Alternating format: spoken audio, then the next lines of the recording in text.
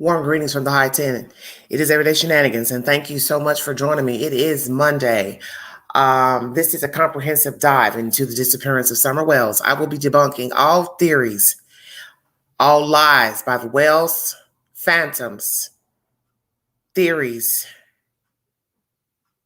speculations, narratives, and side players that were immersed into the story, brought into the story by the said bio donors.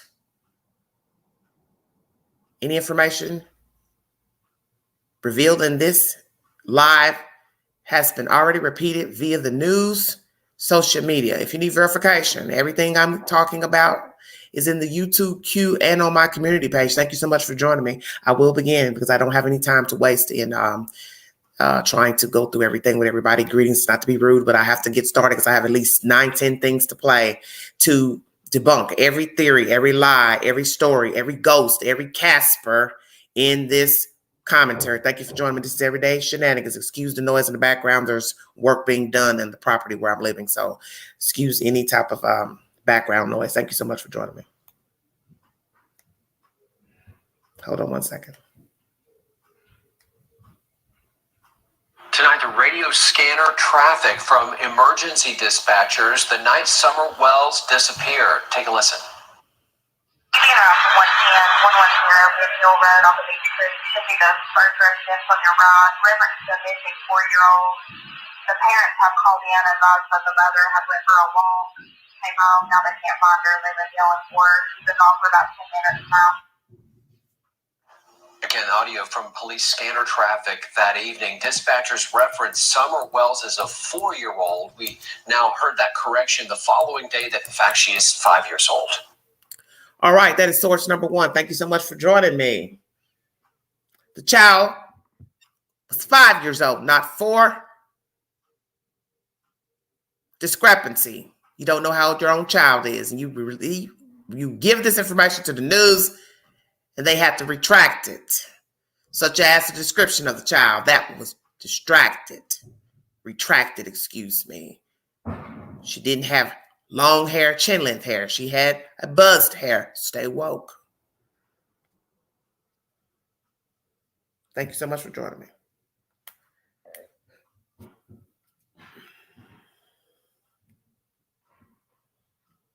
All righty.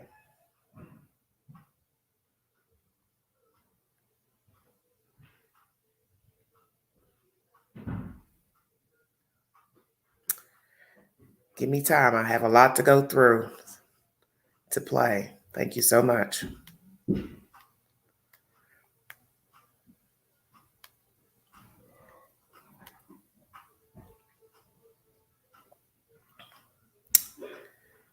It states in the 911 dispatch call that the mother took a walk and came back to the property.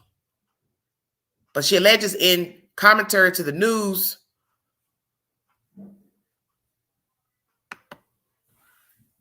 she came home with the child, planted flowers, walked the child over to the house, watched her walk in.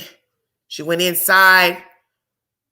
She went back to tending to her mother. She came back 2 minutes later asking the boys where the child was. They said she was downstairs. She called for her. She didn't answer. Then she went downstairs to look for the child, and the child was not there.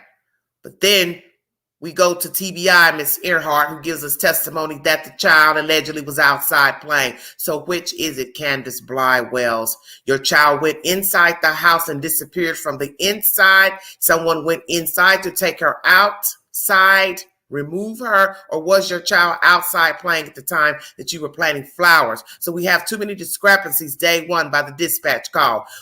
One, you have to ask yourselves, why would someone lie on a dispatch call? I'm only taking in the information that you give me. So I have no reason to make up anything that you said, because I'm going to repeat what you said verbatim by me typing into a keyboard. Come on with it, Queen.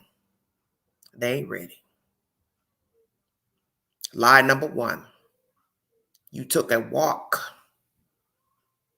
Even in that dispatch call, she did not say she went on a run. She ran an errand, which we already know when we say we went on a run, it usually means we went off the property to go do something, either by foot or by car.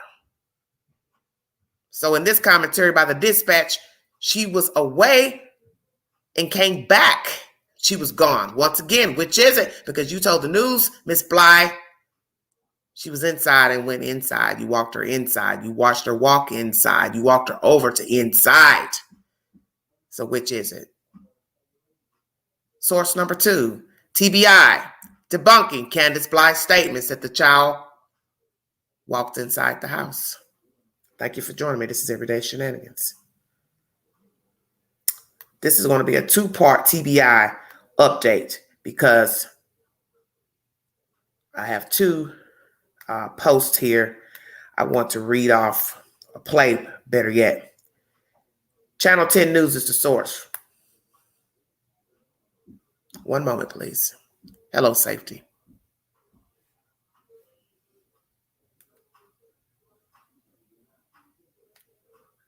She was last seen outside of her home in the 100 block of Ben Hill Road, which is located in the Beach Creek community of Hawkins County.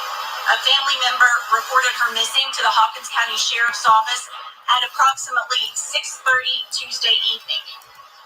At the time she went missing, Summer was reportedly wearing a gray pants and a pink shirt. She is believed to be barefoot.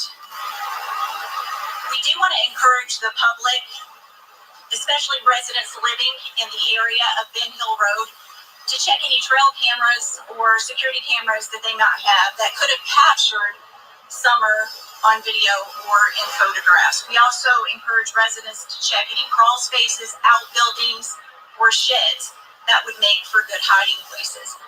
As we mentioned, the search is ongoing. There are a number of agencies involved. I'm going to turn it over to Sheriff Ronnie Lawson to talk more about the search and the conditions that authorities are up against. Sheriff? Thank you. It's been a very intense 21 hours. A lot of searching, a lot of investigation by 19 different agencies. Last night, we had approximately 60 to 80 people searching in the woods, with a number of law enforcement officers doing the investigation also. Today, we've had over 100 people in the woods searching throughout the whole region. We also have agents with the TBI and the FBI assisting my office. We jointly investigating this whole circumstance. Our main goal is to find Summer and find her safe. We have plenty of help.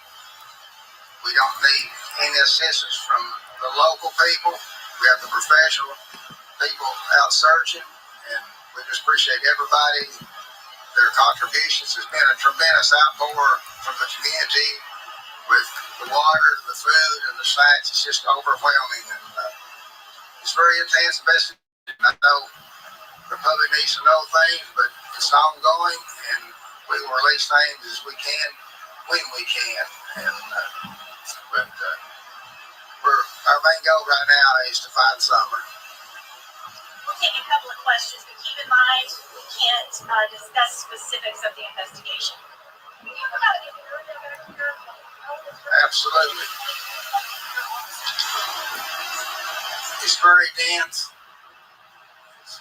The terrain is tremendously hard. We have virtually no cell phone service. The radio system we use, which is not that good, we have very little radio communication. We do have several command posts setting up, but what makes it so hard is the communication between the boots on the ground and searching the woods, and different agencies and officers, and it's very hard to communicate. And we're not like here in these small towns or in towns where you got a lot of cell service, and just for instance, when we get texts from media, you may text, we may get it an hour later, and we have no way to reply to it. And the same way with the officers, and the ECOM Central Dispatch has done an excellent job. TBI has their command post. It should arrive soon, and we're going to continue on until we find Summer and put this case to rest. Do you believe there was foul play involved? Is there any history of this family? the family are cooperating, and it's really too early to tell. We're still just basically just gathering information, and we're in the search mode right now. Switch from missing child alert to Amber Alert. What goes into the decision of putting that Amber Alert out and clarify the difference? Sure. After the initial search and as we developed more information as part of the investigation, our team made the decision to elevate the alert to an amber. And what's the difference between those two alerts? An endangered child alert is a mid-level alert where a child could potentially be in danger. An amber alert is, we issue those when we believe a child is in imminent danger of bodily harm or death, and it's the most severe alert. It appeared to be that she walked away from her home. Why was it upgraded to an amber alert? Clarify that a little bit more.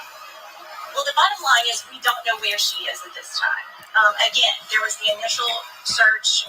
We acted, and the sheriff's office acted on the information available at the time.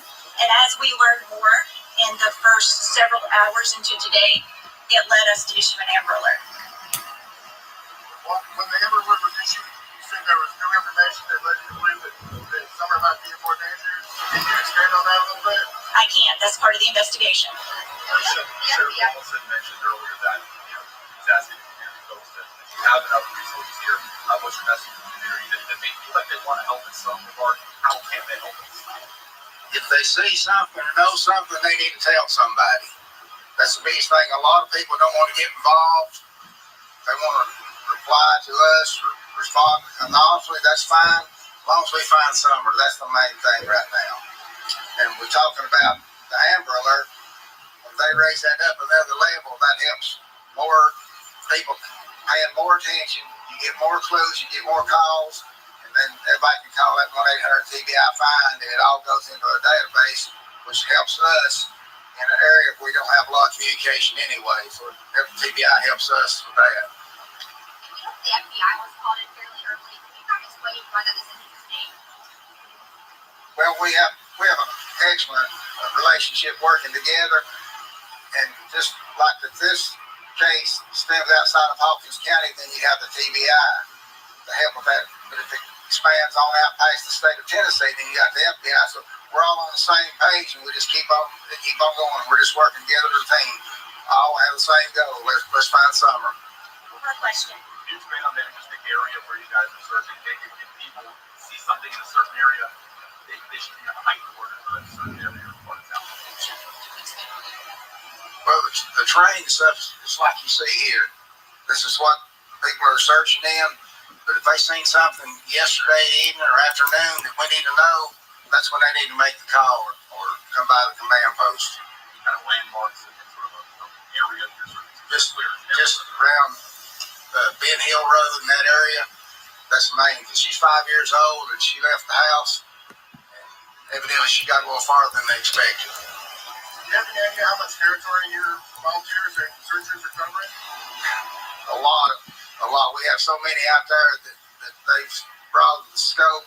Plus, we've been able to utilize aircraft. THP's been wonderful with their helicopter and the medical helicopters with THP's flare at night. They've been flying today, and it's just outstanding how the community's come to help us, plus all the different resource agencies and the rescue squads, EMSs, and all the law enforcement. And we just hope that we have a great result when we find Summer. At this time, we're following up on any and all leads. Again, thank you for being here. We encourage the public to call in any credible information to 1-800-TBI-FIND, and we continue to hold out hope for the best possible outcome. Thank you. Source number 2, WBIR, Channel 10 News, local Knoxville, Tennessee news. Debunking all lies from the bio donors, the Wells, theories, narratives, rumors, speculations, phantoms, Casper, and all side players mentioned in the disappearance. Summer Wells. I will chop up every audio because it takes up too much time to now do it at the end of all of it. And I want to make sure I remember everything. An Amber Alert is issued because it is the most severe alert to give out, which means the child is in imminent danger. You heard a reporter ask, why? What do you have as evidence to render the Amber Alert? Ms. Earhart tells you she can't tell you. It's an ongoing investigation. What is the evidence? What was seen and heard and told at that time, which this content was uploaded 5 months ago? What at that time led them to believe an Amber Alert should have been issued for the disappearance of Summer Wells? What was said? What was said? In a brief 911 dispatch I played via the news, you have to ask yourself, what was the truth? Because the dispatch will only repeat what a parent witness told them, and they will type it into the computer and repeat it back. The dispatch has no reason to lie about what you said on June 15th. Candace told the news about planting flowers, walking the child to the door, watching her walk in, telling the brothers to watch her, going back to tend to the mother, her own mother, returning back 2 minutes later to ask about her child. Asked the boys where she was. They said she was downstairs playing in the playroom with her toys. She calls for her child. She doesn't answer. Strangely, the child doesn't answer. It is unlike the child to not answer. She goes down to find the child gone. But yet, Ms. Earhart tells you in this commentary, the child went missing from outside of the domain. What is the truth? Why did you lie, Candace Wells, to WJHL News that you walked her inside, but yet Ms. Earhart tells us that child went missing from outside? Now we have a dispatch call where you left the property and came back 10 minutes later and she was gone. So she was gone from where? Inside of the house or outside of the house? 3 lies spun within what? 10-day interval. What is the truth? Thank you for joining me. This is Everyday Shenanigans. If you want to donate to the channel, $McGangie 129 Cash App. All super chats are welcome during the live. Thank you so very much. I brought you commentary of a dispatch call. I brought you information of Ms. Earhart's assessment of the child being missing and why Amber Alert was issued. She couldn't tell you why Amber Alert was issued because naturally it was an ongoing investigation at the time. And what you also have to tell yourself, it is now 5 months later. We're in the first week of the month of December. No one has been removed as a suspect, including the bio donors. Why is that? Candace Wells and Mr. Wells, why are you still on the suspect list when you've taken a lie detector test and been proven allegedly to have been telling the truth, but yet you've been lying from day one? And yet some of you still will rally and say somebody came and took the child, which is however, but yet you're still a suspect. Why has TBI, Hawkins County FBI, not removed you two as the suspects? I want to know why. You like to talk. Why don't you tell us that? Stay woke. Why have you not been removed as suspects? Why do they not have any information to the whereabouts of your child? Why are they still looking around your campsite for the child? This commentary tells you that TBI is involved only if it goes outside the jurisdiction of the state. TBI is for the jurisdiction outside of Rogersville. Come on, Queen, bring it to them. They ain't listening. 3 agencies, TBI, Hawkins County, FBI, 16 outside agencies aiding in the search, helicopters swarming above, no sign of the child. 5 months later, they come back, a 2-day search, only to search around your house. Not Virginia, New York, Idaho, Utah. Come on, bring it to them. Knoxville, Chattanooga, Mississippi, Alabama, Georgia, South Carolina, North Carolina. You get my point. They only searched around your place where you live. 5 months later, Anybody listening? Anybody understand what I'm saying?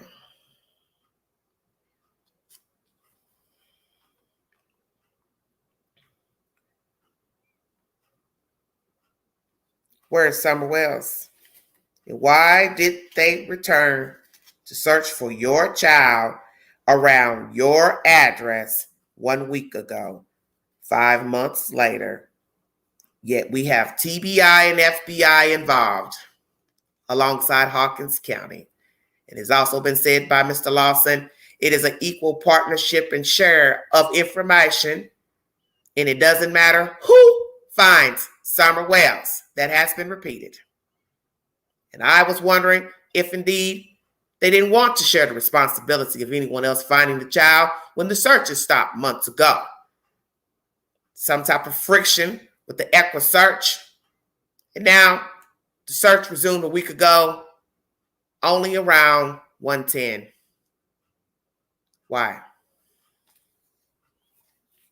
Thank you for joining me. So I brought you information from the TBI.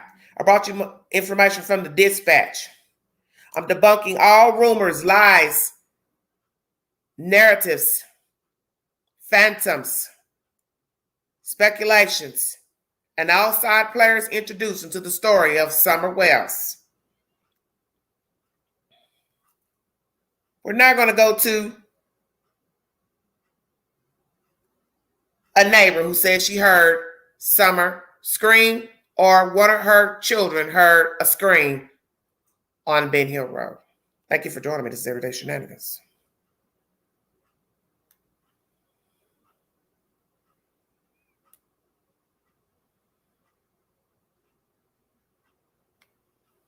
You want to forget. On the watch and hypervigilant. That's how Jody Sue Brown was the very day Summer Wells went missing. There was no TV, no noise at all. Jody Sue was in her cabin with her teenage kids, 19 and 14, waiting for anything. We were kind of hyper alert because of property things that had happened the day before. So we were listening for noise. Everything was kind of quiet. The sale brought a plethora of people to their door, confused about which piece of land was for sale, leading to a dispute of property lines. While we were out at one point doing survey lines, and there was a flash of a car that went up Candace Wells' driveway. Something about it struck me wrong. She and her family next heard a truck door slamming and dismissed it as their neighbors. The next sound was harder to justify. About an hour and a half before Summer is thought to go missing, Jody Sue, her son, and her daughter heard something far more suspicious. A scream. Stopped all three of us cold. Her daughter was the first to go to the cabin door. Then all three were there, listening still. We heard just this kind of shrill, almost animalistic scream. Animalistic, but not an animal. Knew it was, wrong. It wasn't a dog. It wasn't an animal. That vigilance kicking into overdrive. Jody Sue and her son went out to look for the source of the scream. My son and I decided to go out, look and see what we could see. We went back onto the bank. Didn't see anything. Didn't hear anything. They went on with their evening. The kids returned to being kids. Jody Sue headed down her driveway around 6 to tend to flowers. And at this point, I start hearing Candace hollering for Summer. And then my brain immediately went, scream earlier, this, uh-oh. Jody Sue was the first to hear those calls and the first to join the search for Summer. I dropped my purse. I tried to yell up at Candace. I was like, I'm looking, and I started looking. Jody Sue searched one side of a creek, Summer's brothers the opposite side. And you gave statements to the police, right? Oh, absolutely. Jody Sue had been interviewed many times by investigators, bringing up the scream often. But the sheriff doesn't believe the scream is related to the disappearance of Summer Wells. She's been interviewed numerous times by not only my agency, but the TBI and FBI, and we don't find anything with that complaint or information related to this case. Jody Sue wishes she could go back to just a short time before Summer disappeared and before the scream she believes was Summer. I wish every day that when I heard that scream, I hadn't tried to dismiss it. Referencing the work of the FBI, TBI, and his own deputies, Hawkins County Sheriff Ronnie Lawson reiterated in an interview the same week as Jody Sue's that investigators have found absolutely no proof that an abduction has taken place. in the Beach Creek community. Ansley Daniel, News Channel 11. WJHL is the source. Once again, end of this commentary by the reporter. Hawkins County has no information that an abduction took place on that said property pertaining to the disappearance of Summer Wells. This woman has talked to TBI, I guess, different agencies, FBI, Hawkins County, and yet Mr. Lawson once again tells you it is unfounded, her allegation of a child screaming. Jody Sue, where do you live? Next door, down the road, or across the street at that time? Candy has a great explanation. She was inside the house, so she couldn't have heard the child scream.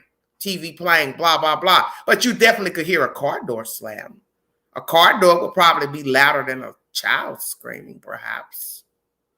Conveniently, Candy has an answer for this allegation. Did Jody Sue and her children actually hear someone scream, children screaming? Allegedly, the child went missing from inside of the house. That is the first allegation made by Candy. So how would you hear her scream if she was inside? If someone took her from inside, covered her mouth, covered her up? But Ms. Earhart tells you the child was missing from outside. So we still, once again, as I said, have conflicting information. We have 3 different versions of June 15th. Candy tells the news she went missing from inside. Ms. Earhart tells us not even day 1 to 3 days after the child went missing that she went missing from outside. Yet the dispatch call says, Candy, you left the property and came back and found her gone. So that means you left her with her brothers unattended. We know you did that because allegedly you ran off on that day with your child, boy H, your mother, minus 3 itty bitty spiders who were left alone for any phantom, ghost, Casper to kidnap your 3 boys. Anybody listening out there?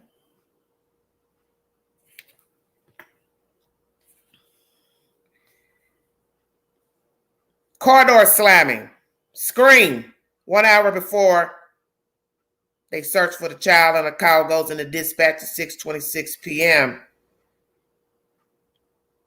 Who is the kidnapper? Phantom, ghost. Was he or she there all alone, inside the house, staying on the property, stalking the property? As I've told you, I live in East Tennessee. It is very rare to hear of a child going missing out of the holler, out of the back roads of America. It is too risky to go up a drive and not know what's up at the top of the hill of the drive. You don't know if there's a Rottweiler, a horse, a donkey, a pit bull waiting for you to jump up on the road. You don't even know if there's a house up there unless you go up there or you've been up there. Make it make sense. Once again, I'm debunking all rumors, all lies, all stories, all narratives, all phantoms, all ghosts, all side players introduced into the story. You were gone all day with your child, but yet the one child who was in your possession is the one to go missing when you return to 110 Ben Hill Road. Why is that? Because you left 3 itty bitty spiders unattended. But on that fateful day, someone decided to take girl A, but leave behind 3 boys. Yet they were the ones alone and easy targets for mishap and mayhem. Make it make sense. 3 lies spun in less than 24 hours and 10 days to the news. It took you 10 days before you decided to speak. Why? You and your mother. It took you 5 days before you decided to speak to law enforcement to do the polygraph. It was months before we heard that you passed the polygraph, but yet you spun too many different versions and stories and adding different things: cars, limousines, blue vans, Tacoma trucks, creepy people into the equation of your child being gone. You see, the truth needs no explanation. I ain't got to add nothing to the story. And I ain't got to take nothing away from the story. Because if I'm telling the truth, the story stays the same. Word for word.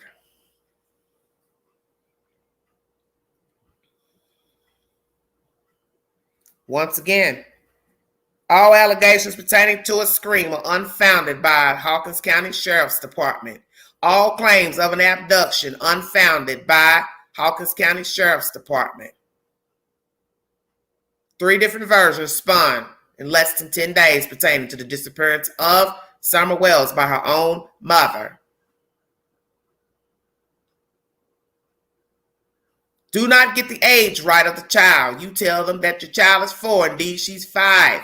You send a picture to TBI of a child that was younger and not with the same hairstyle.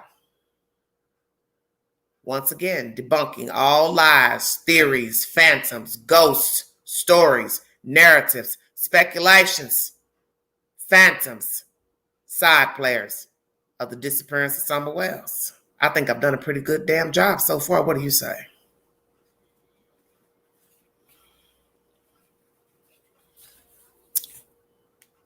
Key players: Donald and Candy Wells, Robin Lane, David Dotson, ex-employee, 3 brothers, Boy H and Allie. Debunking all side players in the disappearance of Summer Wells. Did her brothers cause an incident to the child? Did the mother cause an incident to the child? Did the father cause an incident to the child? The father can be removed because allegedly he was at work.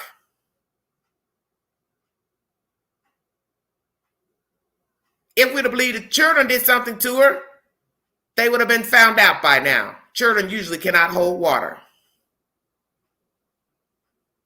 Stay woke. Grandma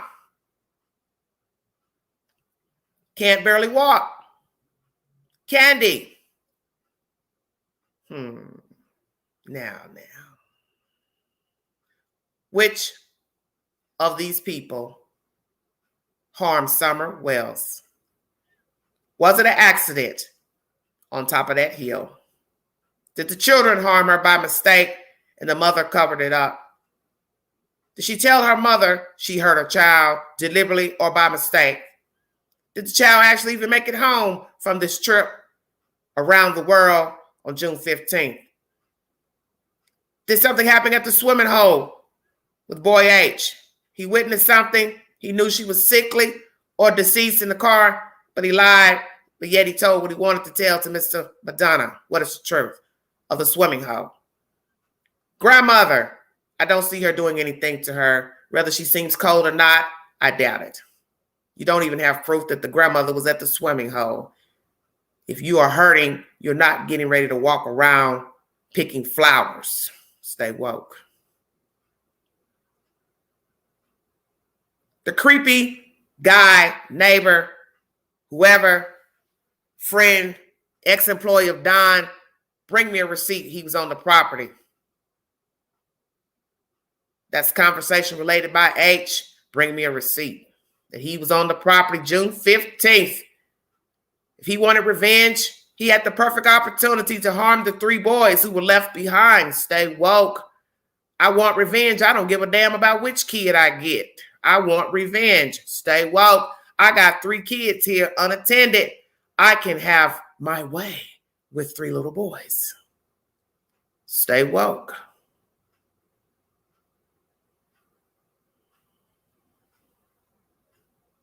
Stay woke. 6 degrees of separation. Do you know what it means? What are the odds that the child who stays gone all day with their mother is the one to go missing once returned to the house when 3 boys were left unattended? This was the riping for an abductor with 3 boys being there alone. A car has been removed from the property. I'm a stalker. I'm a phantom. I'm watching you leave. I know that there are other children inside because I probably watched you get in the car without your damn boys. How did it play out? You can't even prove somebody was up there watching. Prove it. Bring me a receipt. Dog trails that nobody remembers. Bring me a receipt. Bring me a camera.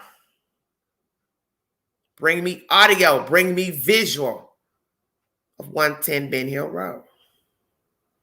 Bring me something besides horse shit. Speculations. Who did it and why? All key players. Robin Lane. What motive would she have to kidnap a child? Where would she hide her? How long could she hide her? She hadn't been to the house, so how could she take her? She's removed. The flute player, David, he had never been to the house allegedly. I will play you commentary where he says he hadn't. So how can he take a child he doesn't even know where she lives? He's removed. 3 boys left behind. They would have to drag the child and hide her. They wouldn't be good at dragging and hiding a body. They're removed. Grandmother, I'm removing her. Nobody left but Candy and Donald Wells. They're big enough to move a body. They have more motive to kill a child. But Donna allegedly was at work. Bring me a receipt that Donald Wells was on the property between 3 and 6/26. Bring me a receipt.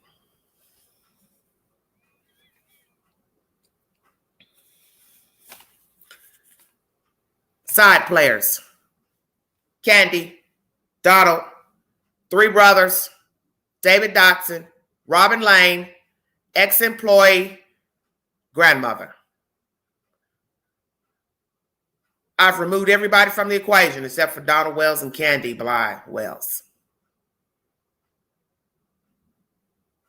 Even if the children did something to the child, they didn't get her off the property. They're not savvy enough. They don't have the resources. They can't drive a car. Stay woke. Thank you for joining me. You've heard from Jody Sue. I brought you commentary from TBI. I've played you a brief call from the 911 dispatch, which refutes the original complaint by the mother. The dispatch says she took a walk. She left the property. Yet that is not what she told WJHL. So, lie number 2. Lie number 3. TBI will not confirm an abduction. Sheriff Lawson has everyone on the table affiliated with Summer Wells as suspects, but yet they passed a lie detector test. Make it make sense. Thank you for joining me.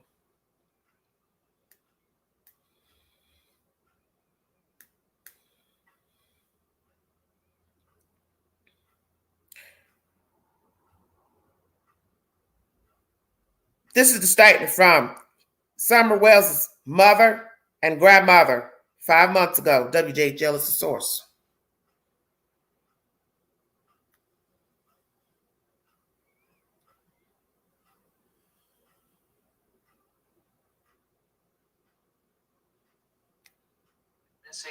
And that's where we begin. News Channel 11 at 5 o'clock on this Friday. Thank you for being with us. I'm Josh Smith. I'm Sarah Diamond. Now, authorities did not hold a news briefing today in the case. They said previously there will not be daily briefings when there are no new developments. The Tennessee Bureau of Investigation posted on social media the agency has received 394 tips since family members reported Summer missing the evening of June 15th. She has blonde hair, blue eyes, and is about 3 feet tall.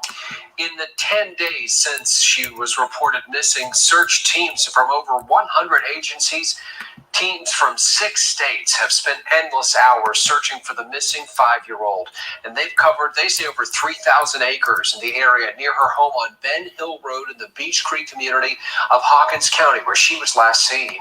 And that's where Bianca Murray joins us live tonight. She's near the Search Command Center. Bianca, you spoke with Summer's mother and grandmother today. What did they tell you? Josh and Sarah, I took a trip down to Ben Hill Road this afternoon with a friend of the Wells family. Now, that's where the Wells family lives. I met Summer's mom and grandmother, neither of whom felt up to doing an on-camera interview, but they spoke to me about how much they miss Summer. In a statement, Summer's mom, Candace Wells, told me she knows Summer would never leave her home alone. Summer's grandmother, Candace Hera, told me in a statement, quote, "Bring my grandbaby home. She is a lovely baby, and we're so thankful for everyone looking for her. We yelled and looked for her as much as we could. She was just gone. It's devastating." The Wells family told me today that they don't want to go on camera because they don't want to give any more reason for people on social media to spew negativity at them. And they tell me that they are getting quite a bit of negativity right now. Tonight at 6, you will hear from a family friend who is begging for compassion for the family at this point. Live in Beach Creek, I'm Bianca Murray for News Channel 11. Thank you so much for joining me. WJHL is the source. You don't want to talk to the news right away, grandma and mother. This is shortly after the child goes missing. This content was uploaded 5 months or so ago. Makes no sense. When people go missing, children or relatives, if you have a big family, you rally together. Whoever the immediate family are, you rally together. You talk. You make it public announcement together.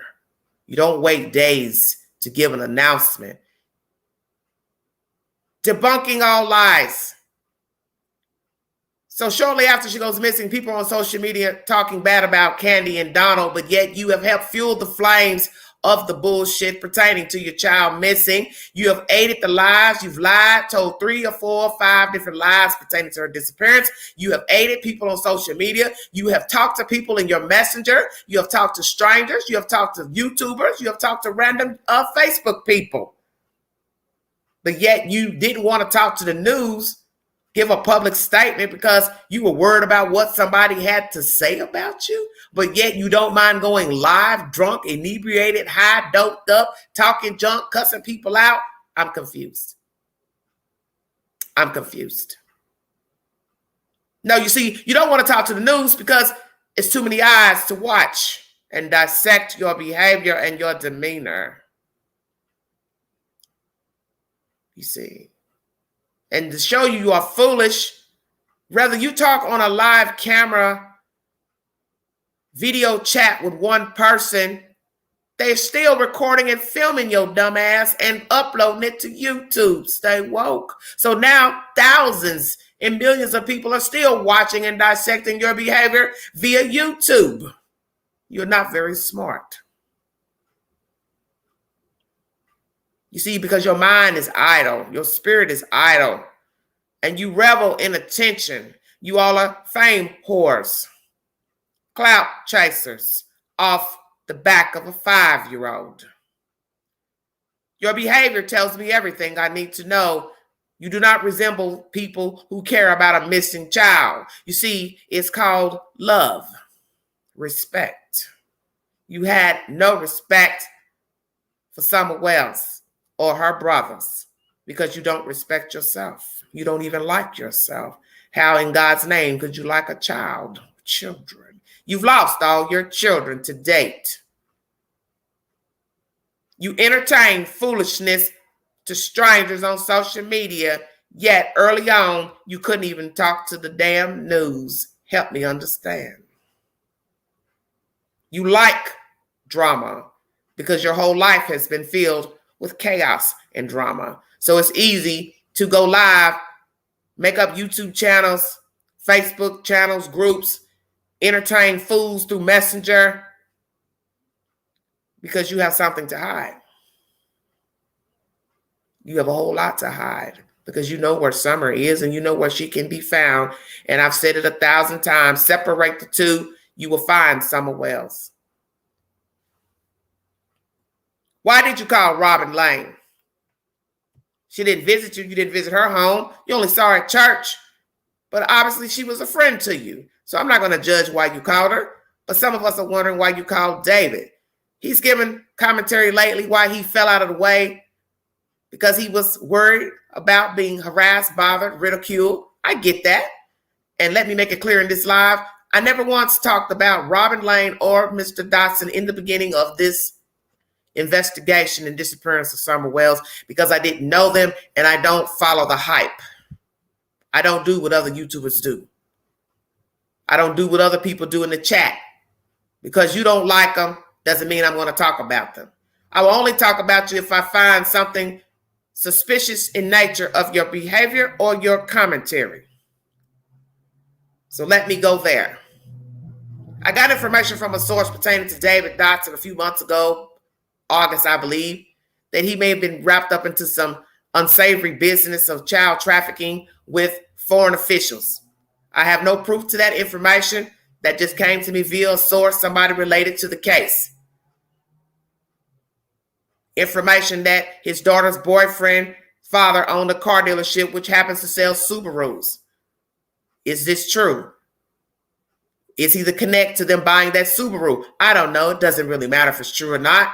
Can't tell a person where to buy a car.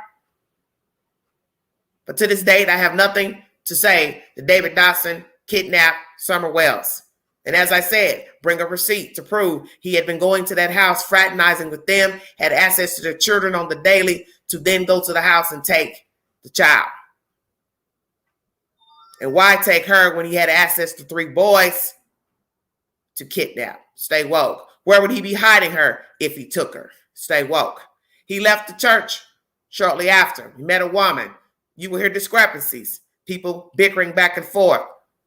Why join a church, then leave, blah, blah, blah. Well, you do have the free range to go where you want. Leave a church, join a church. You have the freedom to date, join another church, stay out the church. I'm not here to judge what church he goes to, why he stayed this amount of time. It's none of my damn business. And I can't bring a receipt, so it doesn't matter.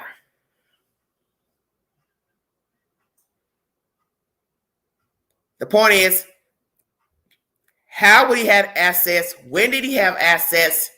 And what would be his motive for taking the child? Robin, same thing. She didn't come to the house often, didn't visit the house. What would be her motive? Where would she hide the child? How long could she hide the child? Where would she hide the child? You will get commentary now from David Dotson and also Robin Lane. Thank you for joining this Everyday Shenanigans. Hello, Crystal. Thank you.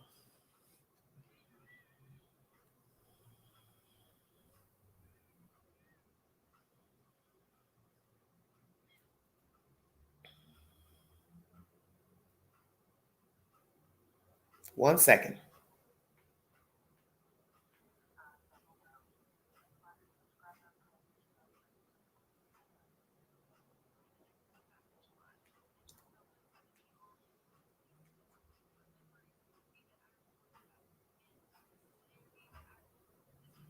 This is going to be commentary from Robin. You're entitled to your own opinion of Miss Robin. That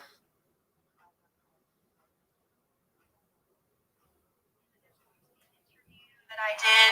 It's going to be online tonight, and this is an interview that I recorded back in July. I don't know what's going to be on it. Honestly, I don't remember exactly what I said in that interview. It was a while ago, and emotions were so high, and there was just so much chaos going on that, honestly, I'm not really even sure what I said. And I don't know if it's going to be twisted into a negative light, but I'm praying that maybe there's something on there that I said that can be useful in helping find Summer. That's my hope. But I'm not really an interview person, and I really don't think that there's anything that I have to add to what's already been said. So I'm just really hoping that this is going to be a positive thing tonight. But I just wanted to make sure everyone realizes that this is not something that I just did. This is something that was back in July.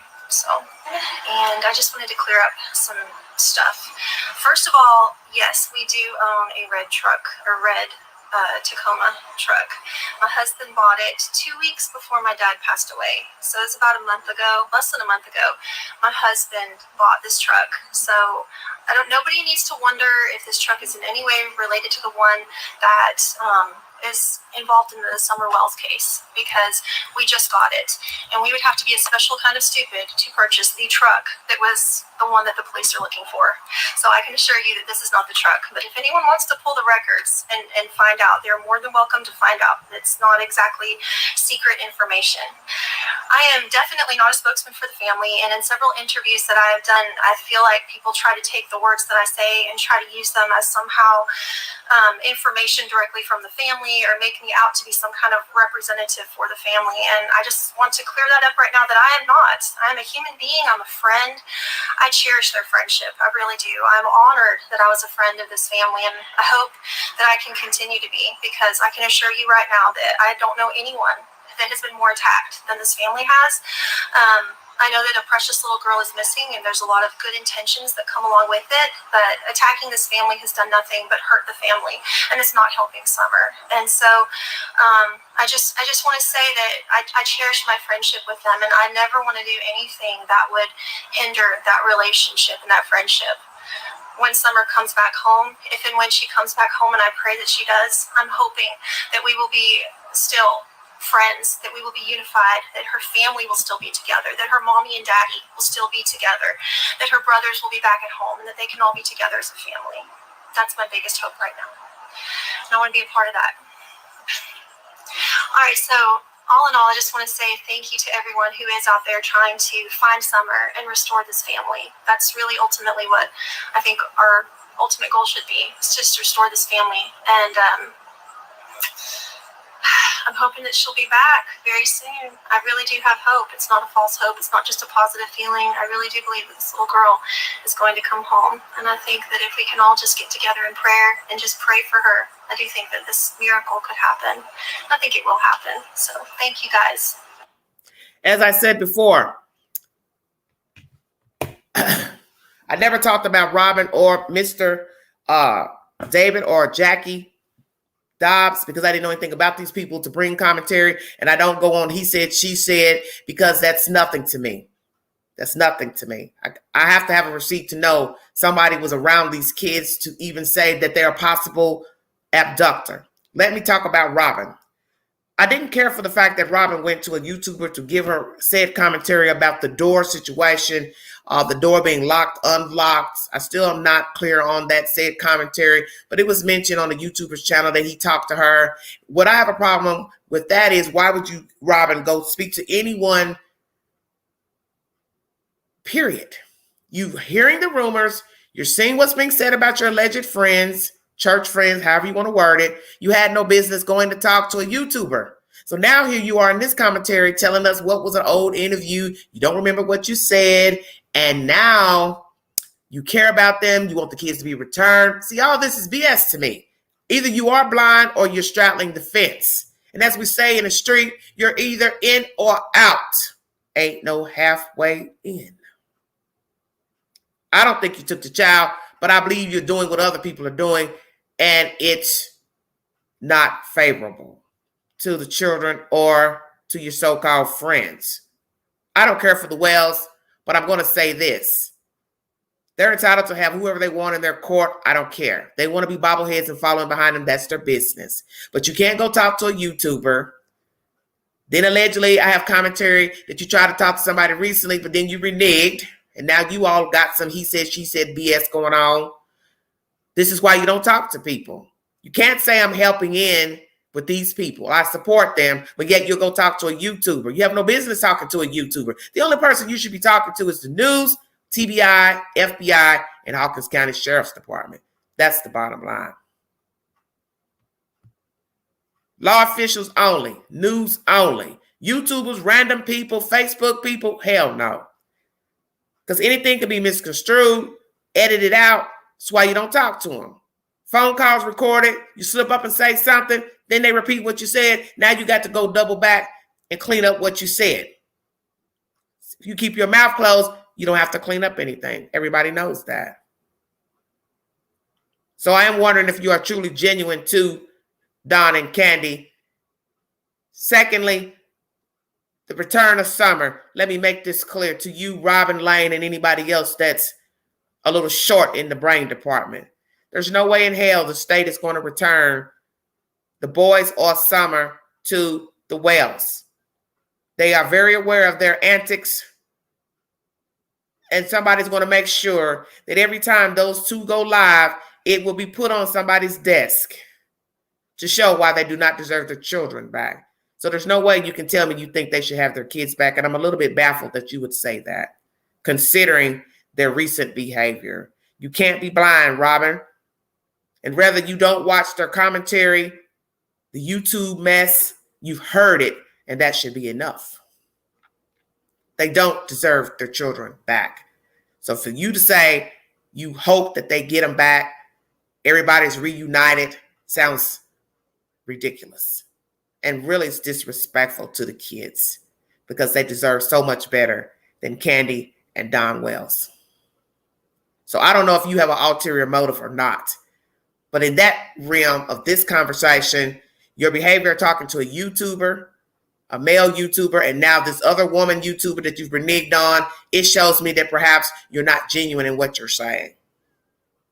Because you can't straddle the fence. This is an open investigation. Best to stay out of the way and talk to no one. And now she's cleared up the issue of the truck. The truck was recently purchased, so it can't be the same truck that was allegedly seen at the beginning of the story on June 15th. David Dotson. You're entitled to your opinion of the flute player, mortician. Bring me a receipt that he is involved in the disappearance of Summer Wells. I'm going to play you conversation from Evil Exists, uploaded 12 days ago. You're entitled to form your own opinion about Robin Lane and David Dotson. But the information is interesting. Remember, everything's up for interpretation. I'm debunking all lies, versions, phantoms, speculations, narratives, side players to the disappearance of Summer Wells. Thank you for joining me.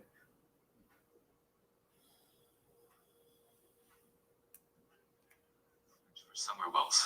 He did a lengthy interview with Unmasked. He spoke to news channels, took food for the Wells family, asked the public to donate firewood for Candace and Dawn. He even took it further to play a special song on his flute every evening for Summer. We cannot forget that he even took Summer's three brothers out for a fun day. However, after being so involved, David Dotson just disappeared. Dawn said that he met a girl and moved. That could be a possible explanation, but he just became a member of the SDA church 5 days before Summer disappeared.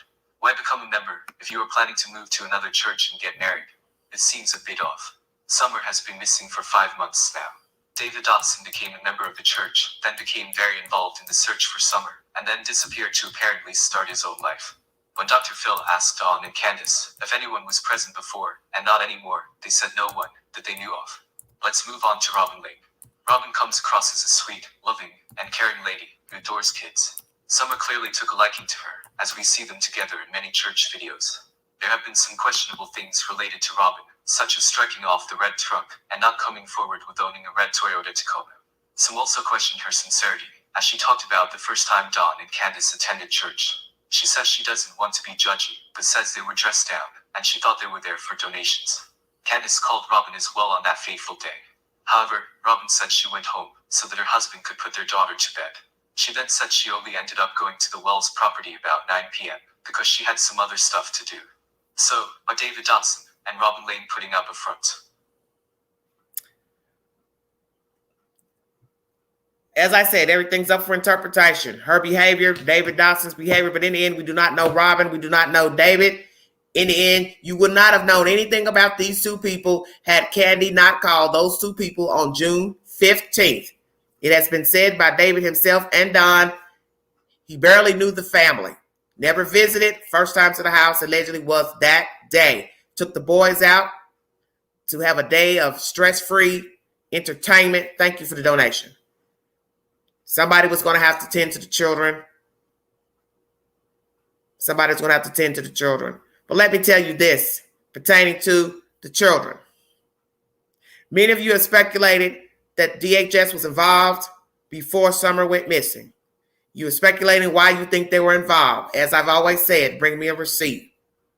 Someone allegedly leaked information pertaining to documents of why the children were taken. We already know that's against the law, so why would I believe that person and if the documents are true? Let me say this and listen to me very carefully.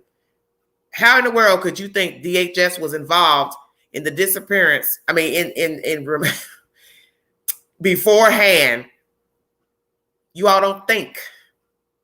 A child is missing. A report was put in that a child is missing. Police went to the house and saw the conditions of the house. You don't think they called DHS? Wouldn't they call DHS? Wouldn't their name come up in a database with being involved with DHS? And yet the boys were still living in that house 6 weeks later. Stay woke. If DHS was involved in any investigation pertaining to Summer Wells or the boys, the children should have been removed immediately. That's why I want a receipt. Make it make sense. A child is missing. You all are accusing this man of molesting his child. So I'm going to say it again. Why would the state allow the boys to stay in the house if indeed he was molesting his daughter? I can't say CPS dropped the ball because I keep telling you I don't have a receipt.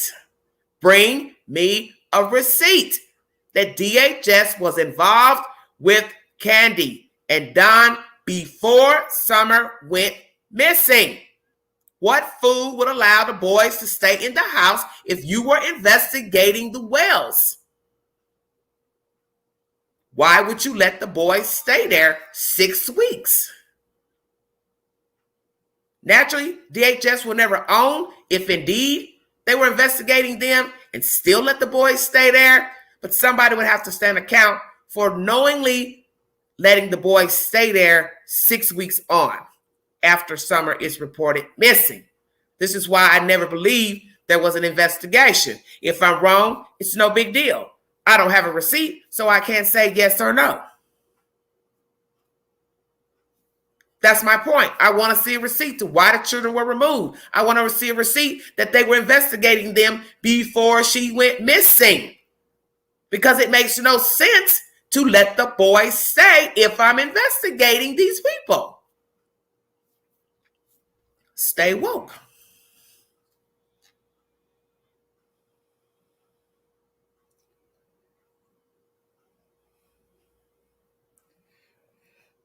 Now we have more information, more buffoonery about psychics and Robin.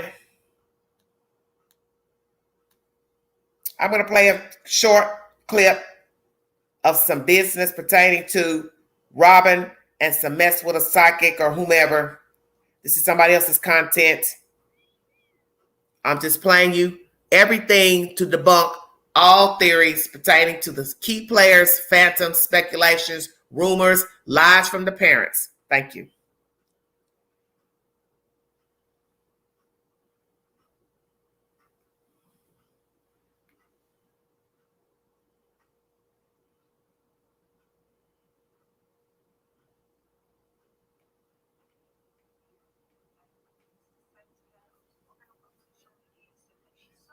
One second. I'm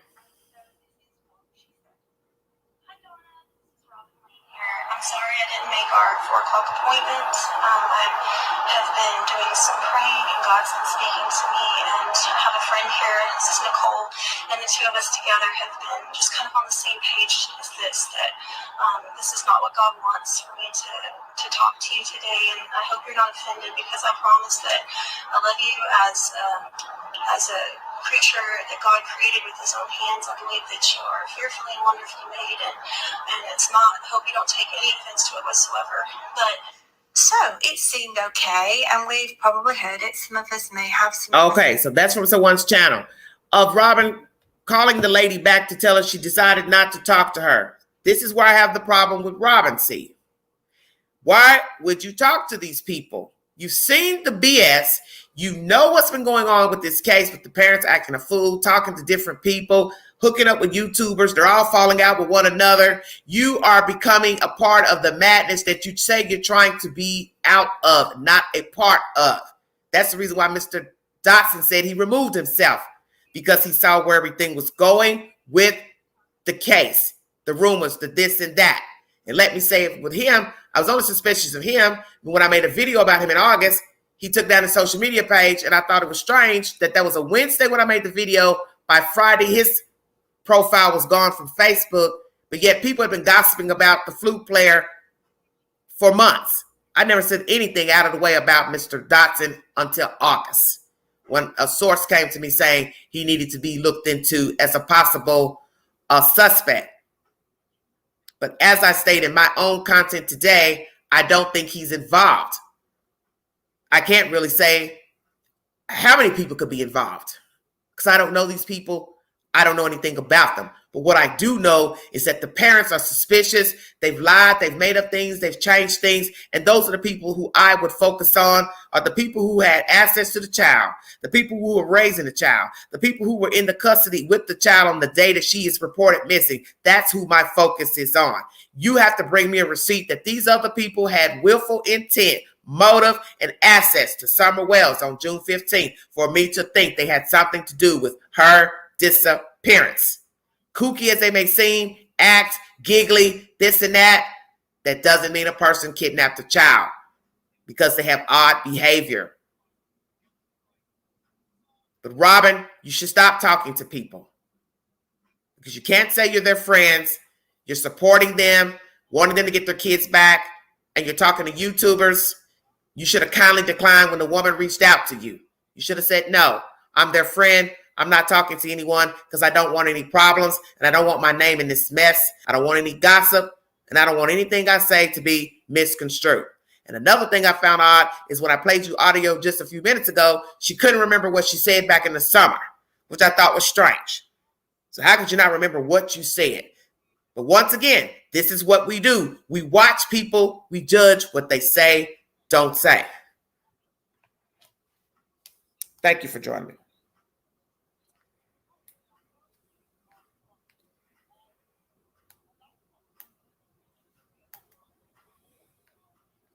$292 viewing. God is good. Thank you.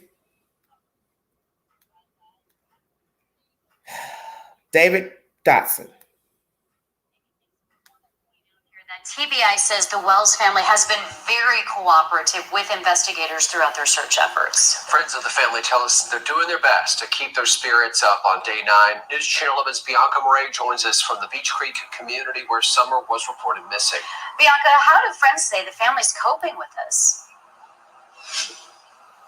Well, Josh and Sarah, a family church friend says that it's been really difficult, especially on Summer's 3 older brothers, and they're coping with the negativity that's been spreading both online and in person.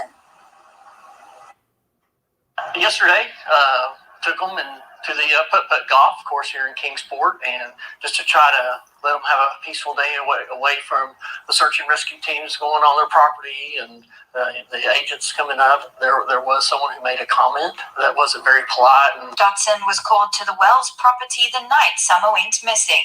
we definitely wanted to have some church family there with them. He says the family is having a hard time coping without Summer. Mom is devastated. Mom does not want to leave the house. She, like, if Summer comes back, if she happens to wander back up, I want to be here. I can't imagine what they're going through, and they're just parents that they want their daughter back, and you have these 3 young boys, and they want their younger sister back. Dotson says he has a nightly ritual praying for Summer's return. I sit out at night as the sun sets, and I play a song for Summer.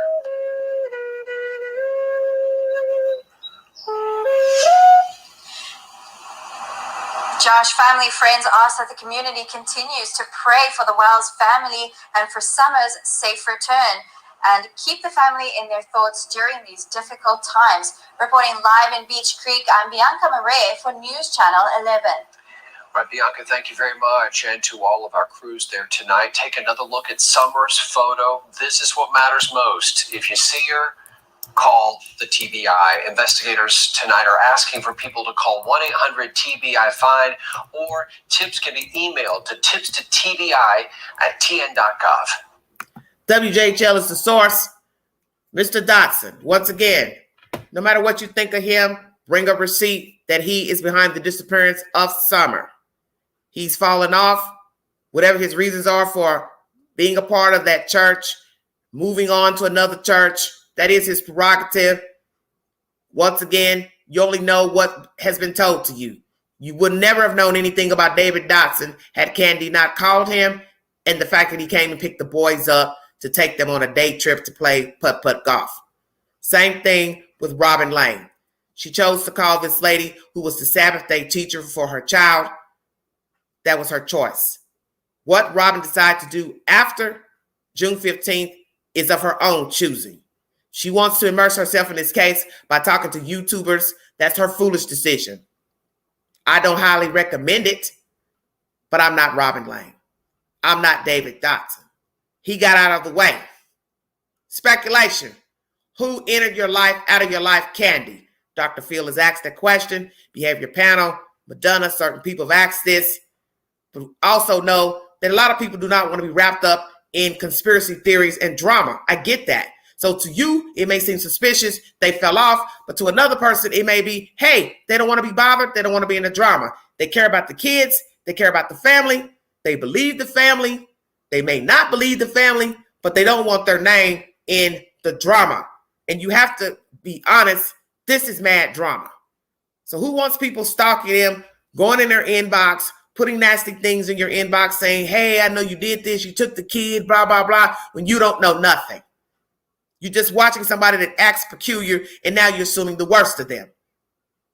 That's why I said sometimes it's best to keep your mouth closed, and nobody will have anything to say about you. Lie in the cut, speak when spoken to, and nothing will be said about you. You start blabbering your mouth, you're asking for trouble. That is the bottom line. Hello, everybody. Thank you for joining me.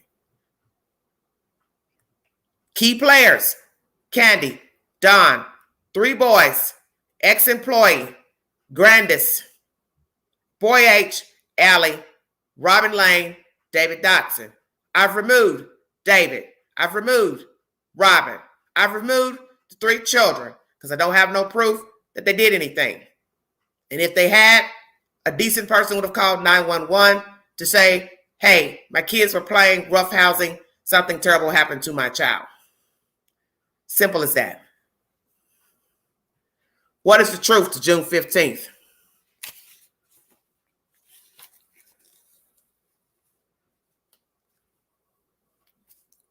Who has the motive to get rid of a child, hurt a child, harm a child? The parents. Still no Summer, no arrest. Why has the family, the parents, not been removed as suspects? Yet you all go on and on about passing lie detector tests. But yet your version has changed several times. I brought you commentary in this said live pertaining to TBI, the dispatch call, and they're all conflicting. WJHL news report from when Candy decided to talk to the news, all conflicting. Dispatch says she took a walk, came back 10 minutes later. Candy goes to the news to say she was planting flowers, went in the house, walked the child in the house, blah, blah, blah. Child went missing from the house. Miss Earhart from TBI says the child went missing from outside. 3 different versions. What's the truth? The common denominator, Candy Bly. She had to have given all those 3 versions to the news, TBI, and the dispatch. Stay woke. All 3 agencies are involved in finding Summer Wells. TBI, FBI, Hawkins County. As I said, TBI is for outside of Rogersville. FBI is involved in case the case goes outside of the state. So what are we saying? Summer Wells is in the state, out the state. In Rogersville, out of Rogersville. 2 states over, 5 states over. Where is Summer Wells? Still an Amber Alert, the highest alert you can give for the disappearance of a child. The reason it was given is because she was put into imminent danger at that time. Why is that? What evidence does the TBI have to issue the Amber Alert?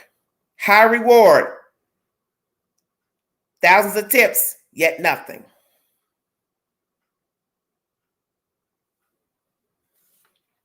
Something's missing from the story. Cars, scream, kidnapper. Yet Candy heard nothing. Jody Sue's allegations debunked by Lawson and the Sheriff's Department. Robin never visited. David Dotson never visited.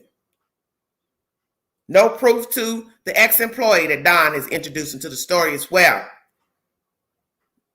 No claims on a Tacoma truck by any participant in the state or out of the state. Why is that? Now we have Lawson saying he doesn't believe the Tacoma truck is involved. Where is Jackie Dobbs? Why was he even mentioned? Prove he was there that day. Prove somebody else was there that day.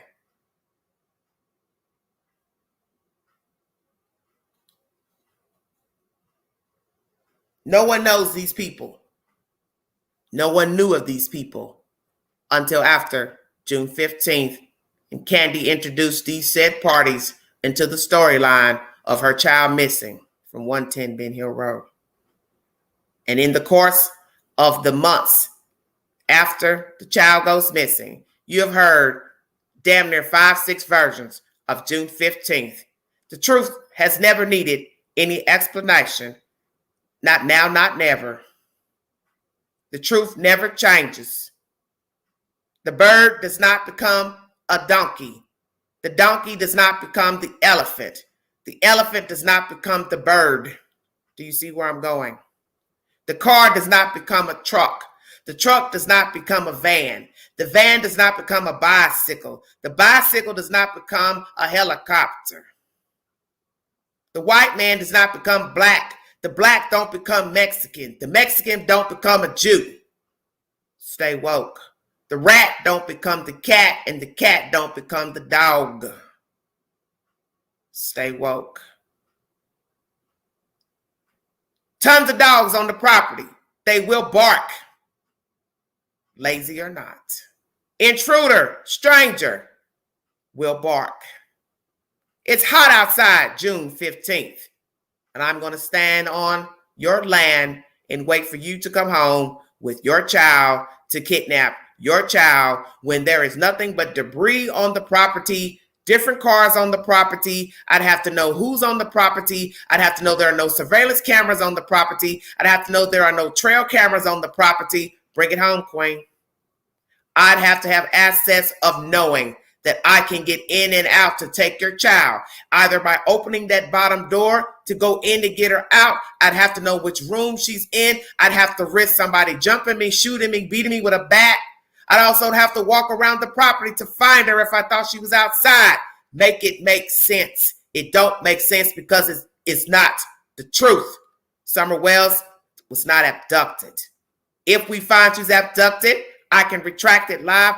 I don't have a problem with it. But as of today, I do not believe she was abducted. I do not believe Robin is involved. I do not believe David. I do not believe Jackie. I don't believe it's possibly the children. I don't believe it's the grandmother. I don't believe it's H. I don't believe it's Allie. I don't believe it's an ex-employee. I don't believe it was a neighbor. I don't believe it was a phantom, a ghost, Casper, Pookie, Ray, Bubba. This is Candy Bly and Donald Wells doing. That's on God. Stop the foolishness.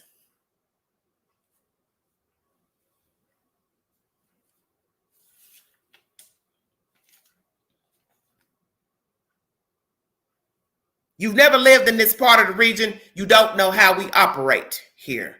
So what you can speak on is where the hell you live.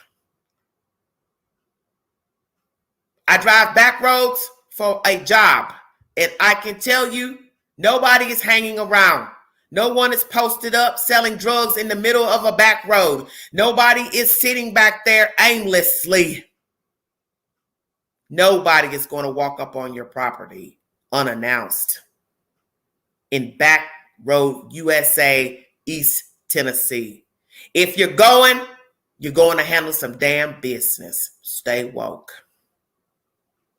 But to steal a child, it's too risky, especially on a property that has nothing but debris, cars. How do I know whose car that is up there? 5, 6 different cars. I don't know if they're drivable, not drivable. If I'm a stalker, how would I know? I only know if I've been there. I'm coming to take the child. I'm coming to retrieve the child. So what is it? Candy walked the child down the dog trail and handed her off to somebody? Or she deliberately parked her car near the dog trail and then walked her child down and then jumped in the car? That would make no sense. Did she bring the child back from the outing on June 15th? Did the child have an accident on the property? See, you got to prove that the child made it to 110. You got to prove she walked in the house. You got to prove she wasn't hurt in the house. She didn't fall in the house. She wasn't beat in the house. She wasn't strangled in the house. You got to prove she exited the door. You got to prove she swung in a swing. You got to prove somebody was there. Somebody went in. Somebody came out. Somebody stood at the dog trail. Somebody walked up the driveway. You got to prove she went down the trail. You got to prove the boys were outside. They were playing roughhouse and had an accident. She went down the trail. She wandered off. She ain't that type of kid. Let the daddy say it. So what is the truth? Did she go off the trail? You say she got hit by a car. Well, what fool gonna pick up a dead body and put him in their damn car? Very rare that people do that. Hit and run, they'll leave Summer right there and keep it moving. Stay woke. You've all made up the most salacious reasoning of June 15th that makes no logical sense. And yes, people do absurd things, absurd crimes. But there's no way in hell, I believe, they went through the dog trail. They went to the driveway. She went down, got lost. She went down and got abducted. I doubt it. Because the one common denominator that you refuse to own with all your whack theories is that Candy has changed the versions. And that's the common denominator. I don't need to change the version if it is the truth. I don't need to add something, somebody, a car, a truck, a monkey, a cow, if it's the truth. You gave 3 different versions, Candy Bly Wells, to law enforcement, to the news, to the dispatch, because you are lying about what happened to Summer Wells. And that's the spoken word.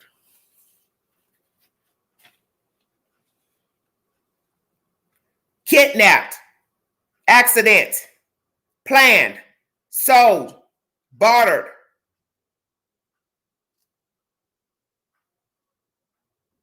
Stalker, children, parents. I've debunked all theories and speculations of June 15th. I've removed everybody according to the script. And my only 2 standing is Donald and Candy. All the times have been up in the air. 7:30, 8 o'clock. He leaves, Candy leaves. What's the truth? 7:30, 8 a.m. Calling boy H for what reason? Planned, not planned. Lonely, what? Wanting this child to be seen so you can have an alibi that you had your child out, she was alive. How long have you been dealing with boy H? When was the last time you dealt with boy H in Alley? Why did you go call him, message him that day? When was the last time Candy had contact with boy H?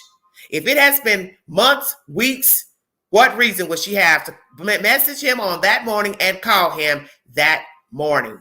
Why, and why? Why would you, Allie, let this woman have access to your child when you did not care for her or had a disagreement with her? And disagreement or not, I do not believe Allie. I don't see her driving out there. I don't see her having even probably a car to maneuver. We don't even know if she has a viable automobile or had a viable automobile on June 15th. Make it make sense. Bring a receipt. Boy H telling the truth. Who knows? Would he tell you that the child was dead in the water? I don't know. Would he tell you she was dead when she got in the car? I don't know. Would he tell you she was dead inside of the car? I don't know.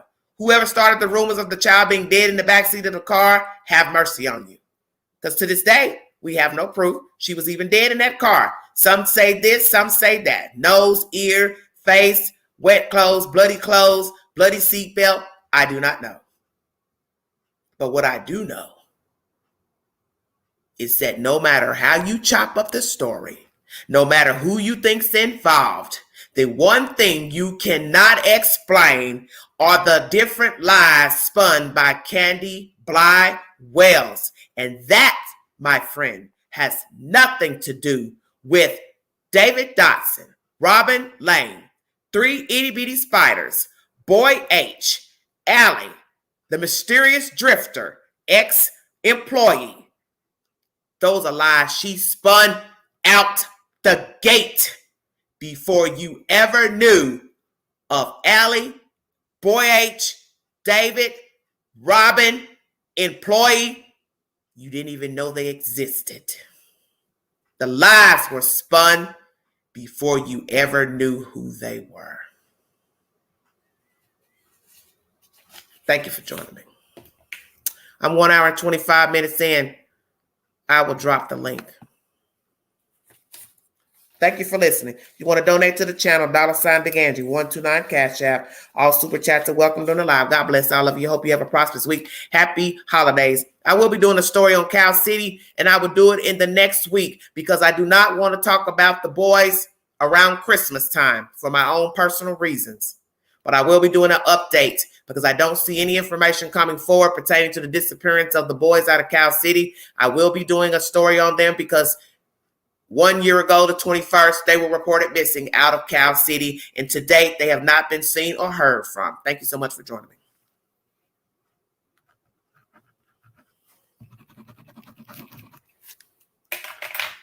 Hold on 1 second. Thank you all. Thank you for the support.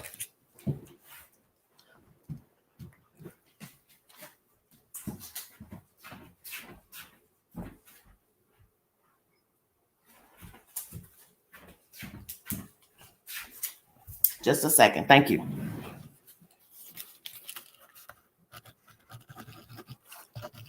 It doesn't want to work.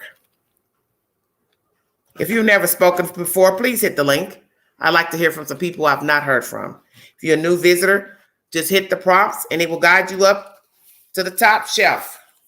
And I'll guide you in. Thank you so much for joining me.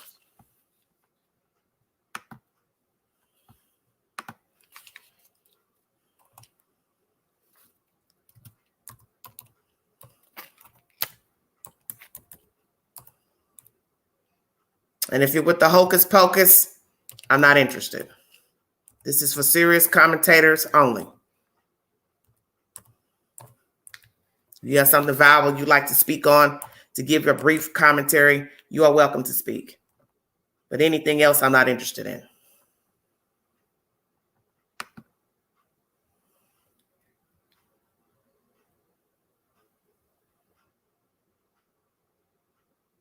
Thank you all so much for your contributions and your commentary. I really do appreciate it.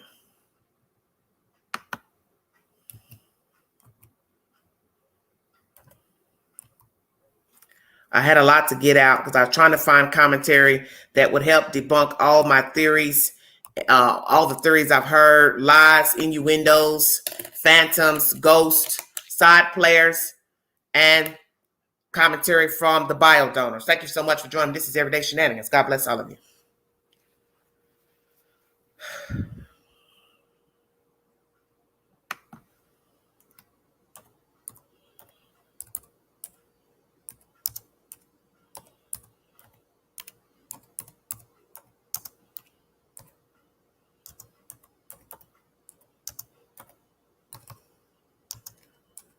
And I do not read messages in the back room, so please don't send any.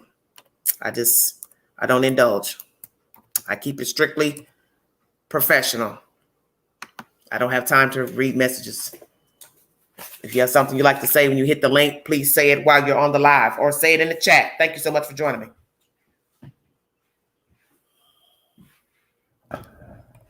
288 viewing. Amen. Thank you so much. I appreciate it.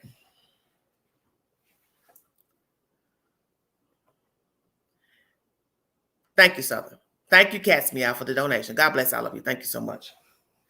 Hit the link if you have an opinion you'd like to give pertaining to my assertion in this live, debunking all theories, lies, narratives, speculations, ghosts, phantoms, and side players to the disappearance of Summer Wells. Thank you. The back room is where people send me private messages when they're up here waiting to be seen. I will not read any messages. If you cannot put it in the chat, I don't read it.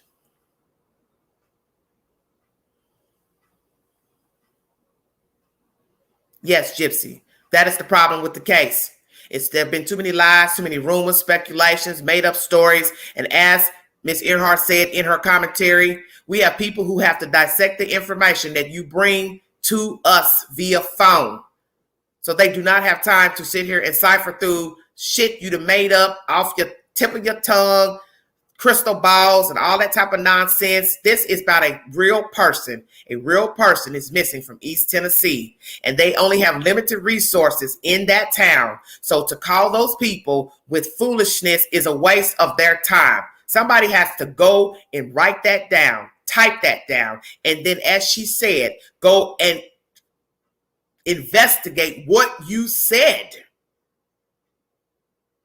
So you think about, it started off with 83 people calling in the first 3 days of Summer missing versus 400 or 500 in 10 days, 800 people in 10 days. And it's all speculation and innuendos. You calling from across the country, bored to death, on something you heard on social media, a dream you had. That's not pertinent information. And if you are offended, then that means there's something wrong with you. Because this is a real human being missing. They need facts. Hey, I saw Summer at the Piggly Wiggly. Hey, I saw Summer at the swimming hole. Hey, I saw that lady driving by with that baby in the car. Hey, I saw them at the grocery store. Hey, I saw them at the pharmacy. Hey, the child looks sick. Hey, hey, hey. Speak on what you saw, not what you heard. These people have a job to do, and they're paid to do the job. And you're not honoring the child, her brothers, by making up stuff and worrying these people to death in Hawkins County with hocus pocus talk. Jumping on YouTube channels with hocus pocus talk. Grow up. You're wasting these people's time and their resources. And if you think this is a game, you need to find your ass something to do. Go buy you a board game of Chutes and Ladders, Monopoly, Connect 4. You like playing games. Because that means you still have the mind of a child. This is grown folks' business. This is the real deal. This child's been missing 5 months. Nobody knows where she is except for the people who got her gone. And they're not willing to tell us a damn thing. Thank you, sweetheart. And as for the people going to rally, I don't really have much to say about that, because my thing is, you're a day late, dollar short. Some of you think it's okay to go out there and stand outside their house to do what exactly? You're not going to get them to talk. So my thing is, what is your motive for going out there? They're not going to talk to you. So if you're going out there to get Candy and Donald to speak, that's a waste of your trip. You want to bring awareness to Summer disappearance, that's another thing. But to go get them to speak, hell to the no. You carry your ass up that driveway, you're on your own. And that's all I'm going to say about that. And what you should be asking yourself is, why haven't the people of Rogersville and local people in the community rallied for Summer Wells like they did Gabby Petito and other missing people in America? I find it very odd and strange. I find it odd and strange that at those prayer vigils, there was not a lot of people at those vigils. There should have been hundreds of people showing up for a little girl missing. You don't find that strange and odd? I tell you, stay woke. Because maybe the people aren't as concerned about summer as they claim to be. You see, here in the world, the South, people have a mentality. They don't want to be involved in stuff. They don't want their name in stuff. They don't want to be filmed on camera. Whether they believe the people got the child gone deliberately or not, they don't want to be involved. And a lot of people live like that in rural country places. It ain't my business. It don't concern me. And we have people who live like that also in the city. I didn't see nothing. I didn't hear nothing. Even though I did, but I ain't going to tell you. Because I don't want to later be called into court to testify. Because I got to be able to have somewhere to sleep. So hell no, I ain't telling you nothing.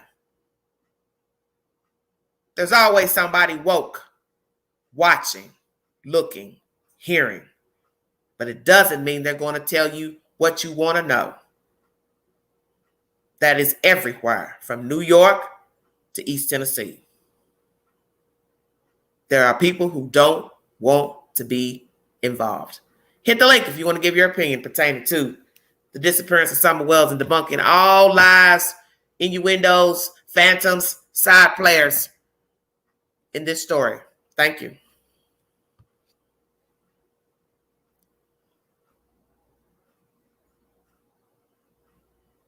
I don't know where they were. It's very strange. Very, very strange to me.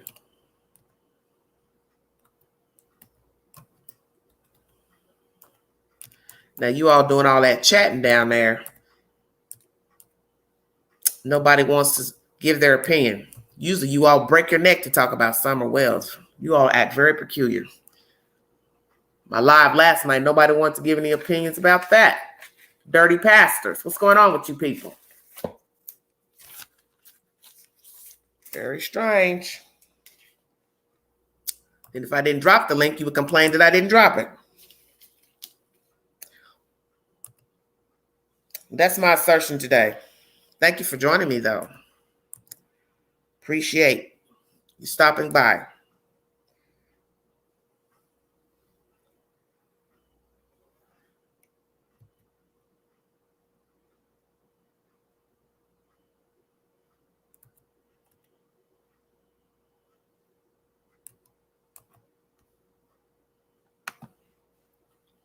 Okay, I may have to redo it, honey.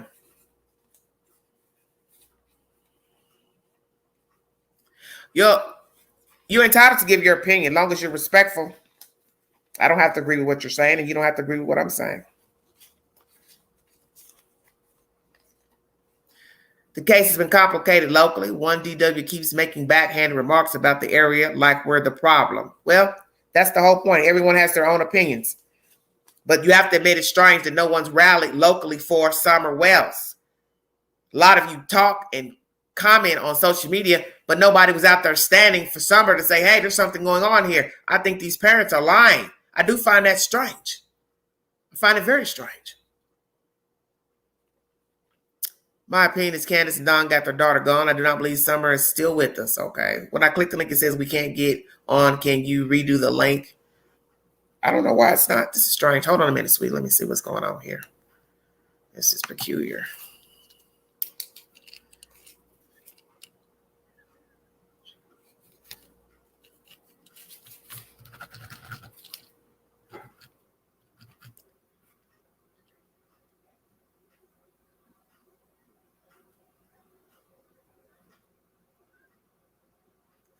I don't know.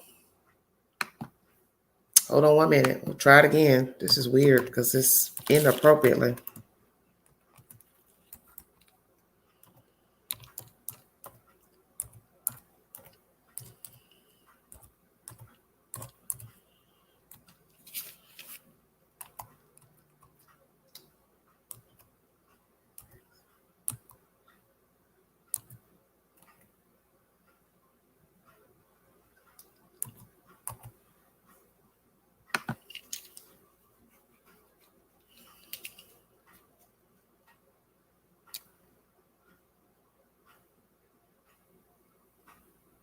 Well, that should be right now, sweetheart. Thank you. Thank you all for joining me. Try the link again, sweetheart.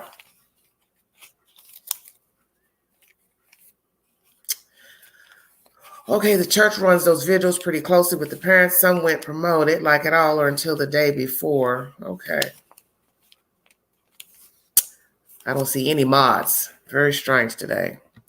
A community will usually gather around and rally over a missing child in their own area, but Rogersville hasn't at all very strange altogether.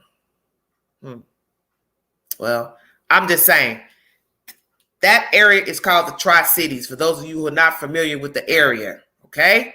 So you got Kingsport, Greenville, Johnson City, all of these surrounding places. There should have been more people out rallying, and naysayers that want to rally by their house, the town, whichsoever. Strange to me. Because they have the population. There's no such thing as nobody there. There's surrounding towns. Kingsport is one of the bigger cities besides Johnson City, so there's no reason for there to be more people rallying for the child.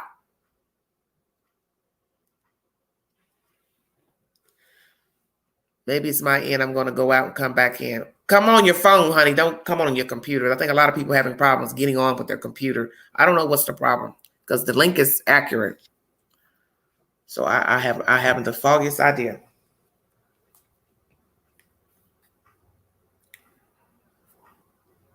And see, that's strange to me. No flyers. Thank you, AB. It feels like the locals are more concerned with keeping secrets. Perhaps.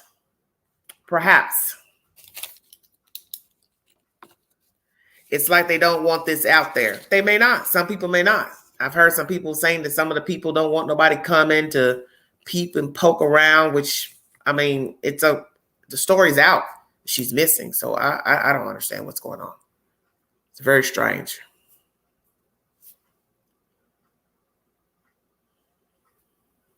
Very, very peculiar and strange. Well, welcome, dear.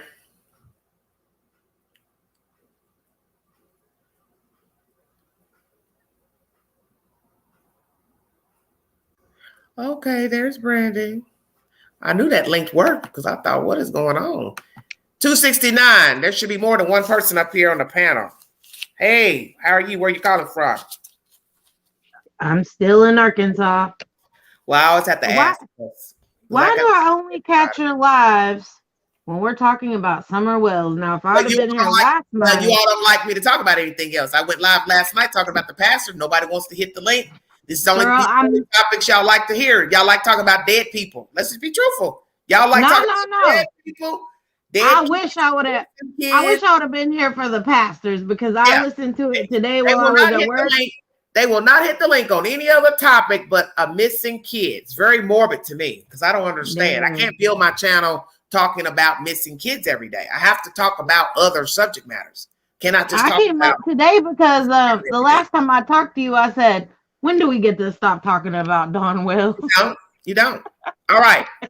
I just brought you a debunkment of the parents' lies, narratives, speculations. Yep. Phantoms and side players in this story. Give me your opinion. The parents are still the only people guilty in this situation. Okay. The only reason I say I side-eye Robin is because I never understood why she goes so hard for these people. Mm-hmm. I from the beginning, I mean, she's just like, oh, la-di-da, they're part of the church. They're, I would have said nothing to nobody because I don't care if I went to church with them or not. Church, they're, Go ahead, baby. No, I'm just saying. I never could figure out. Like, she seems to just think that they're just innocent in this situation. This is why I have the problem. Everybody's entitled to believe what they want about people in general when it's not a child missing. Do you understand what I'm saying? You don't know no more than what I tell you. Okay? So, factor in now a child's missing. A logical person should be thinking of everything that was told to them. So, before I was missing. Okay. The logical person should be thinking of everything stuff down. Everything in mine is down. Okay. When the child went missing, what you were supposed to do was assess the situation.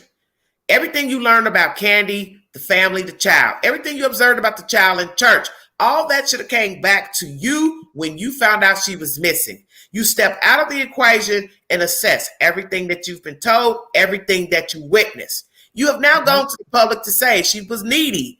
The child was needy. You couldn't conduct your class without her jumping on you, this and that. You were supposed to assess that and say to yourself, okay, I did see some signs that something was not right with the child. Something was not right with the parenting skills. Something wasn't right with the behavior of the family. You mean to tell me you don't remember seeing this damn girl sleeping in church?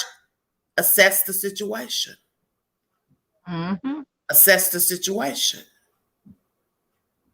That's why I said you've spoken in a way, not nasty about the child, but you've spoken that, okay, the baby was needy, so she did need attention.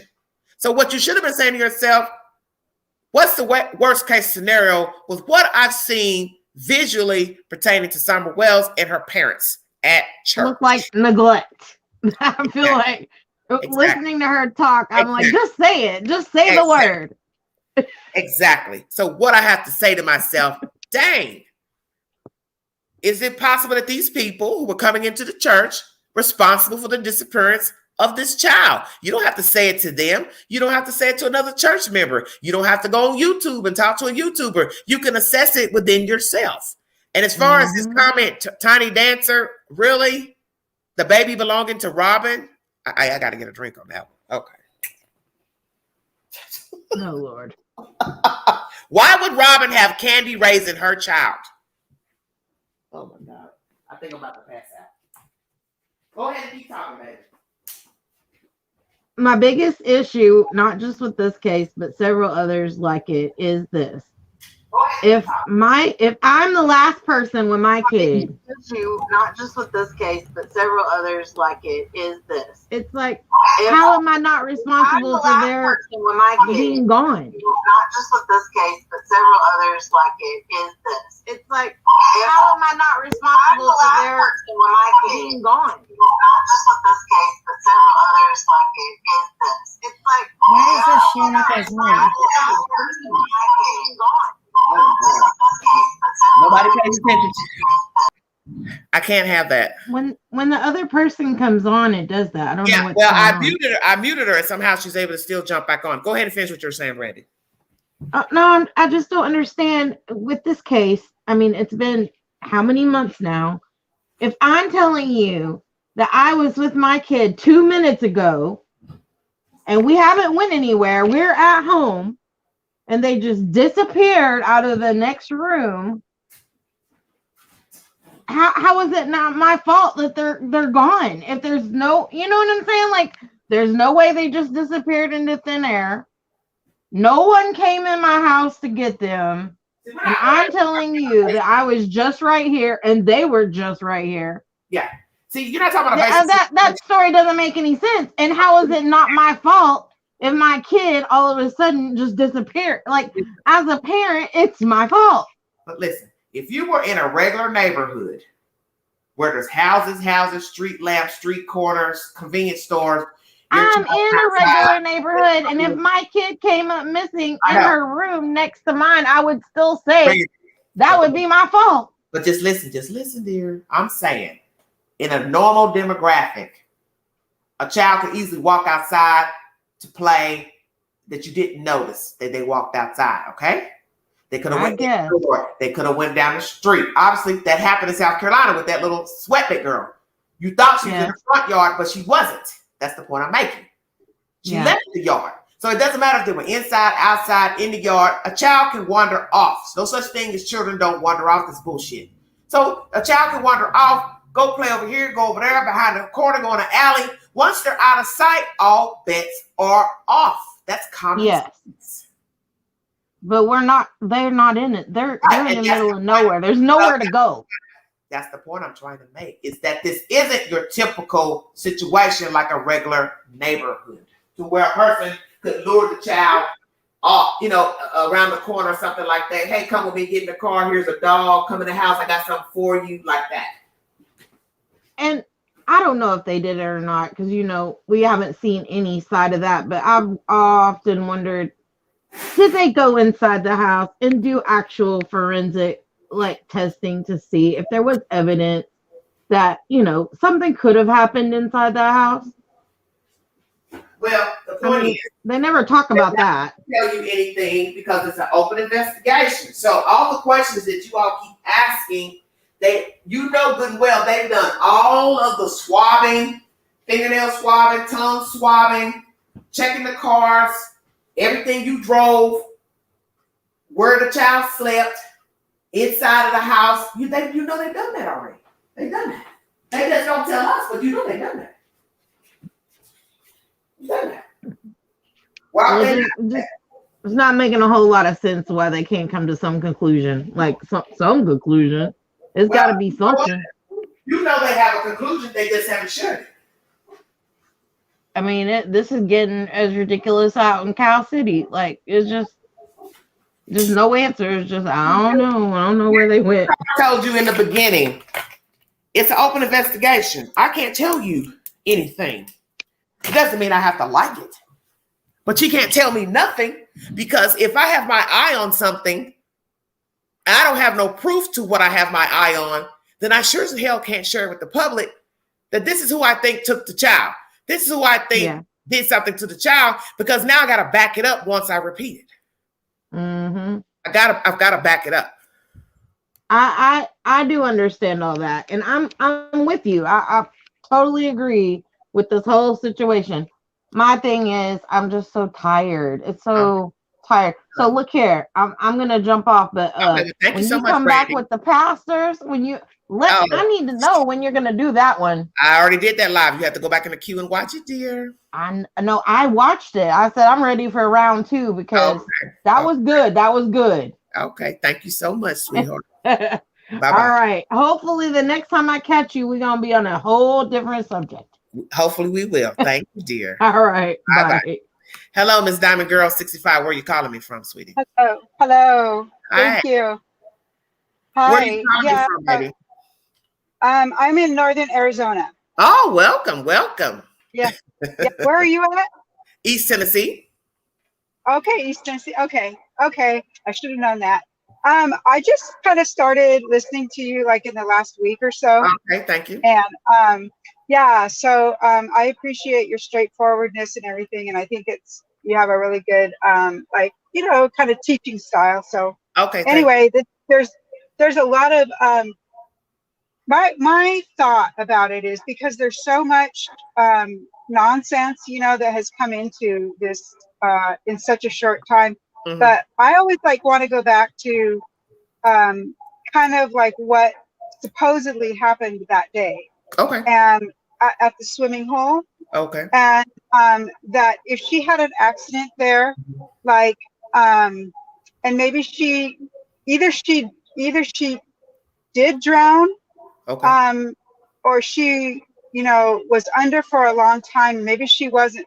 In my mind, I've always seen it she was under for a while. H went and got her. Mm-hmm. They maybe tried to revive her or whatever, and they couldn't. Mm-hmm. And they put her in the car. Mm-hmm. On that drive home, maybe her arm was up. Mm-hmm. And they caught that. And maybe there was something already starting to happen to her. Maybe she passed away at that point. And so I want to think about what you're saying. Do you believe she drowned at the swimming hole? Well, I think something happened at the swimming hole. I don't know if she actually drowned in the water at that time, or if she, something happened to her. But I do believe that picture of her, something is definitely wrong with her when she's okay. So you're saying you think something happened at the swimming hole. You can't say for sure if she was alive or dead in that photograph. Let me ask you this. Do you believe she ever made it to her house? No. Why? Well, I think that Candace because they were supposedly in contact that day. She was in contact with her husband. Okay. I feel like maybe if she made it, if she did make it to the house, like she didn't make it, maybe she made it to that shed, or maybe that red truck was, came by, and it was a witness or something. I feel like they switched her out of that vehicle to another vehicle. The red truck. I don't know for sure, but I know that they had a red truck. Did you know that? Her truck, Candace and there's a video of her driving around in a red truck, an old beat up red truck.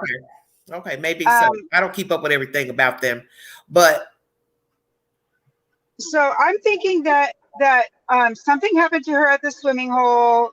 She did get in contact with Dawn. Dawn did come and deal with it. Okay, let me talk about that for a minute too. His timing is off. In the audio that I've played, or I've watched rather, just today, he thought he called at 5:30, but in all, the call comes in the dispatch at 6:26. So see, there's a lot of discrepancies. One can say, oh, well, he forgot, he was upset, he didn't remember, blah, blah, blah. But you have to ask yourselves, how do I know? Because I don't know these people. What I've seen of them thereafter is suspect, very disrespectful behavior. When you talk about a missing child, people who are supposed to be parents of a child and wanting their child back, children back, your behavior is asinine, okay? Asinine. So I don't know if you're making this stuff up as you go along. Oh, I don't remember this. I don't remember that. So let's go there. You don't remember what happened on June 15th. You don't remember if you were going or coming. You don't remember if you were on the property. You didn't hear a scream. You didn't hear a car door. You don't know how old your child is. You don't remember the time you called the dispatch. Stay woke. That's all lies. That's all lies because they covered it up. Yes, it's too many discrepancies for a very important day when your child is missing. That's a day you shouldn't even forget. Hey, that call came in at 6:05, 6:18. My child's missing. Yeah, we would know. Any parent would know, the times and everything of a day like that with their child. So, I feel like the simplest, thing would be that if they did go to that swimming hole that day, something may have happened. And remember, Hunter said that, she was jumping around in the water. And I was wondering if maybe, I don't know for sure if I believe the idea that there's blood on her little jacket, in the car. They say that by the safety belt. Yeah, but what if she was jumping in the water and she accidentally jumped on one of those logs or whatever, and it kind of just poked her in the belly, kind of thing, or if she kind of went under and she had that little swim skirt on, and if she got caught on the branches under the water. Well, that's the whole point. There was no place for a child to be swimming. People have testified to that account that that's not a place that they would go swimming. They have a place in the area where people go swimming. That's not a place for many people. Anybody with sense could see that's not a place to swim. Close to the shore, and you see tree branches sticking out of the water. Why would I want to go in there and especially put a child in there? The only reason why they let her go in there is because, they were doing other stuff. They were drinking and smoking and everything. And so, they're like, okay, go play in the water. I mean, whatever. Go play in the freeway, you know? Yeah. Oh, Lord, not the freeway. It's bad. Diamond girl now. It's just like. But let's think about that for a minute. H comes forward to give us this information by Chris McDonough. Are we now saying perhaps H knew something was wrong with Summer and he played along with that day, knowing the child was injured and or comatose and or dead? Why would he do that? Well, I'm not really sure exactly. Maybe they threatened him somehow, or Candace, if she was sort of like grooming him, as they sometimes have Yeah, have. but he still turned on her by talking to Chris Madonna. So why am I going to give Chris Madonna part of the story and not all of the story? See where I'm going? Because I do see where you're going, and I don't really know about that, but maybe because he doesn't want to be, culpable. I don't know how he would be as a minor, but well, you're I think you're culpable if you know that you took a dead kid out the water. She ain't never wake up, and you suspected that perhaps she was dead. Because let's be truthful, if you pull somebody out of the water, they are not talking, and you are pounding on them, wake up, wake up, wake up. You got enough sense to know something is wrong. And at 15, he knows better. He knows exactly. Yeah. So, I'm not really sure about that, but I do feel like it goes back to that swimming hole. And like, where's that little dress that she was wearing in the video? Like, whatever happened to that? Because all of a sudden we just see her in the little pantsuit. Mm-hmm. So, nobody's ever asked Candace. I mean, I have never seen any of the interviewers or any Dr. Phil or anybody. They never asked, where's that little dress that she was the whole swimming point. The whole story is whack because, like you say, the pertinent things that most people are concerned with, because you're looking at all the pictures and the videos, you don't have anyone asking those questions because people are going to ask. I don't know what to tell you, but I can bet you this. TBI has asked everything that you all are already asking and still asking. They've assessed everything from Facebook posts, phone numbers, who they called, didn't call, apps they're on, what she wore, didn't wear, dirty clothes, washing machine, dryer, all of that. All of that. They just haven't said to us. Right. What they've gathered, what they tested. See. Yeah, and you know what? And that's okay, because hopefully the day will come, just like in the Morphew case and everything, like when they will have it all together and they'll go get them. They'll get Dawn and Candace, and that'll be it for them, because they definitely know what happened to their daughter. Well, let me tell you this. Some states will try a minor as an adult, depending on the age and the severity of the crime. If indeed we find out later that the child died at the swimming hole, and they dressed that dead child in clothing and put her in that car and discarded her, H will be tried as an adult for knowing that the girl was dead and put in that damn car. But what if she wasn't actually all the way dead? What if she was still conscious or whatever? That's going to be up That's going to be up for 12 members to decide that. See what I'm saying? Yeah. What they're going to say is, you knew better than to get in that car and never tell anybody that you thought the kid was dead or sick. But you notice how he has all the information and he's willing to tell him everything that happened up until the point where he gets to his house. Then he gets amnesia all of a sudden. He's like, I can't remember. That's the point I'm making, is that how do we even know what is the truth to the swimming hole, what he saw, didn't see, what they did, didn't do? Because as Candy said, I don't know why he would say these things. I don't know why you're right. Why would he? He's a kid. So what am I supposed to believe? I'm supposed to think this kid's lying? What am I supposed to believe? See, this is when you know there's lies there, because you have too many people talking and nothing adds up. Yeah. A lot of people talking, but nothing adds up, and it's not normal. Yeah. And we don't have all the facts. I mean, if we had all the facts, maybe it would add up a little bit. We don't have all the facts because we don't know who's lying. We don't know what part of the story is the truth of the swimming hole. We don't really know that Grandis rode to the swimming hole. How about they went swimming first and then picked up Grandis? See, I listen to all the details. See, because what I hear, you don't hear.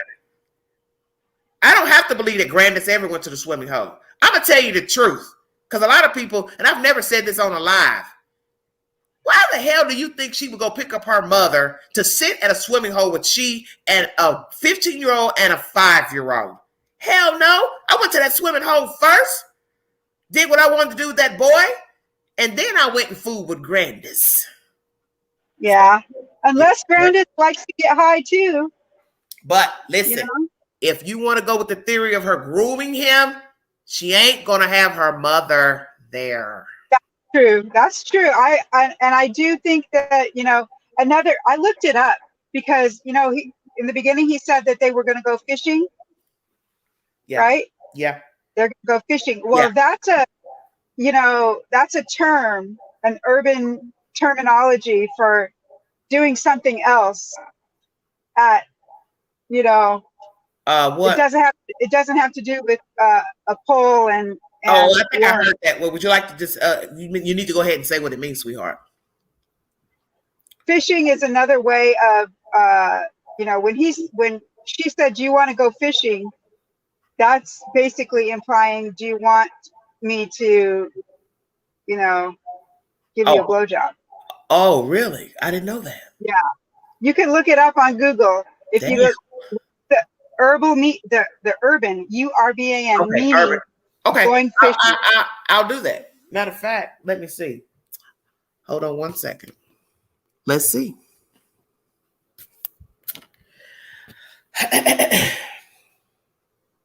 Let's do a little bit of searching. What is the meaning of to go fishing? Yeah, and then look up urban meaning. Someone has mentally checked out of the conversation. I think it's similar to the phrase out to lunch. When you say someone is out to lunch, keep going. Mentally checked out wait a of the minute. conversation, Hold on. as if they've actually gone away to have lunch. Okay, the next one is urbandictionary.com. Go fishing is a way to say hand job. Will you go fishing this weekend? Sarah, not with you. This was uploaded March 25th, 2005. Go fish. Hand? Listen, this can be used when someone asks you to do something, pass something, get something, etc., which you don't want to do for them. You can also throw in NIGGA at the end of it if you want. Okay. Yo, hoes, pick me up something to drink from the shop. Go fish, NIGGA. Oh, God, I don't understand. When having sex and your condom comes off and you must get it out of your girlfriend's vagina. Man, I was with my girlfriend last night and I pulled out for a second, looked down and figured out I was going fishing. Okay. Another one is no to the question that begins with, do you have any pencils I can borrow? Go fish. The second one, hand job. That was the first one. First one. Okay, so that's the implication that I was thinking of. That maybe when he said you want to go fishing. Another one is, wait, let me finish, sweetheart. Let me show you this. To go find somebody on the streets to buy alcohol. Alcohol? Mm-hmm. Okay. Listen, Chuck, man, my sis went out of town this weekend and now there's nobody to buy us alcohol. Chester, don't worry, man. We'll just go fishing. That was uploaded 2009. So maybe she was saying, let's go get alcohol. Perhaps. You know? Okay, another thing. Just let me read all of them and we'll go from there. Number one, it says go fish. Number one, in an effort to speed up getting to know each other sexually, a couple discusses what they will or will not do in bed. Number two, also works for VD, go fish, wherein a couple finds out what VDs they may or may not have had.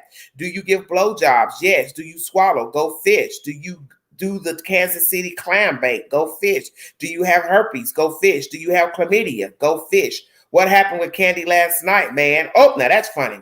You guys seemed like you were hitting it off. We were until we played Go Fish and I found out she has herpes. Wow, I'm dead. See, that's what I That's in the Google, everybody. That's right. Yeah. So, you know, there's nothing good happening in that situation. Somebody in the chat has a very good question. Why didn't Candace have charges of contributing to a minor the twisted tea that H drank? Exactly. That's why you have to assess the whole situation of what you've been listening to, because I don't know if there's some hanky-panky going on with the police department, but those are allegations that need to be addressed. You did contribute to a minor. Why did you not go to jail? Two, why am I to believe DHS was involved in the beginning before she went missing when you let the children stay with her 6 weeks? 6 weeks. The police saw the living conditions of the house. So if DHS was involved, there's no way there shouldn't be a ping on that address when they went there for a missing child. I tell people, pay attention to the details. How the hell were they involved, but yet the children stayed in their custody 6 weeks after the little girl goes missing? Then Don goes live to say, well, I did this, and people are threatening us, so it was good they took the kids, and the kids didn't need to be here. See, he was ad-libbing then. No, you did something for the state to come remove your children. Did you get drunk? Right. You fussed? You hit a wall? You were fighting your wife? What was it? But it doesn't add up that the kids stayed All there. of the above. It was all of the above. It just, you know what? The wheels of justice are slow and broken. Yeah, but there's no excuse. There is no excuse for a child missing, and that name and address is in the database with the state. I know it. I know. That does not add up to me. So that's why people bring me a receipt. Yeah. I hope we get word soon. I hope they can get it together. I hope those cops because you're 5 months in, nothing. No. What's the word I'm looking for? No confirmation on the truck. Ronnie Lawson is now dispelling the truck. They're still suspects along with whomever else they got on the scroll. They have not removed them as suspects. You have not told us nothing of a 911 call. You have not reported that. You have not given us confirmation that the children were in an investigation or summer beforehand. If true, you still let the kids stay there 6 weeks into the investigation. So that's why I kept telling people, bring me a receipt that the state was involved. I don't want to hear what somebody else said. Show me a receipt. Show me factual documentation with the state seal of the allegations against Candace and Donald Wells pertaining to any of their children. Because you've never seen anything like that? You don't know? I mean, it doesn't appear that there is any documentation? Listen, they said some woman released that. That's not good enough for me. That means nothing to me. I don't know her. I don't know if the documents are legal or legitimate. So I'm going to say it again.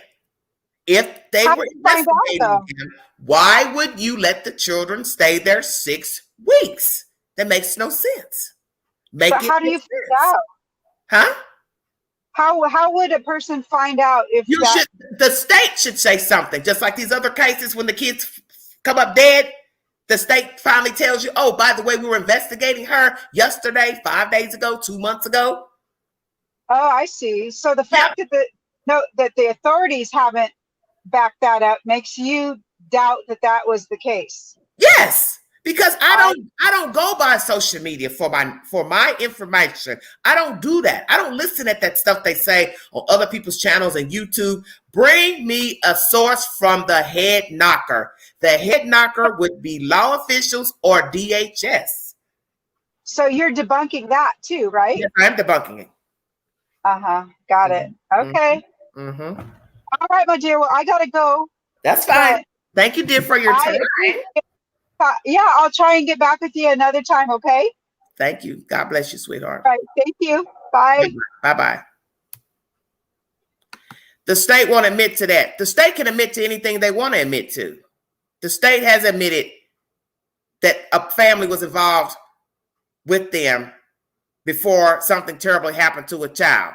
I just brought a story out of Houston, Texas, where they admitted they were involved in a woman's affairs before they found the dead corpse in the house.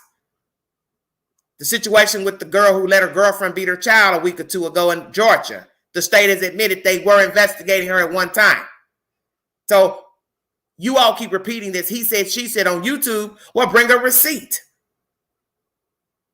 Don't you think by now the state should say, well, yeah, by the way, we were investigating Candy and Don for child abuse, neglect, SA, whatever. Why not say it? The child's missing. She's been gone 5 fucking months. Hell, just tell it. What you got to lose at this point?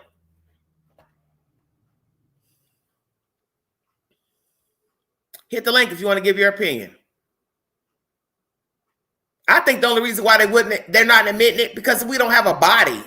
You best believe Summer Wells' remains gets found, that's when you'll probably hear that they were investigating them for whatever reason, if indeed it's true. Because that seems to be the only time the state reveals that they were investigating a family before a death and or at some time.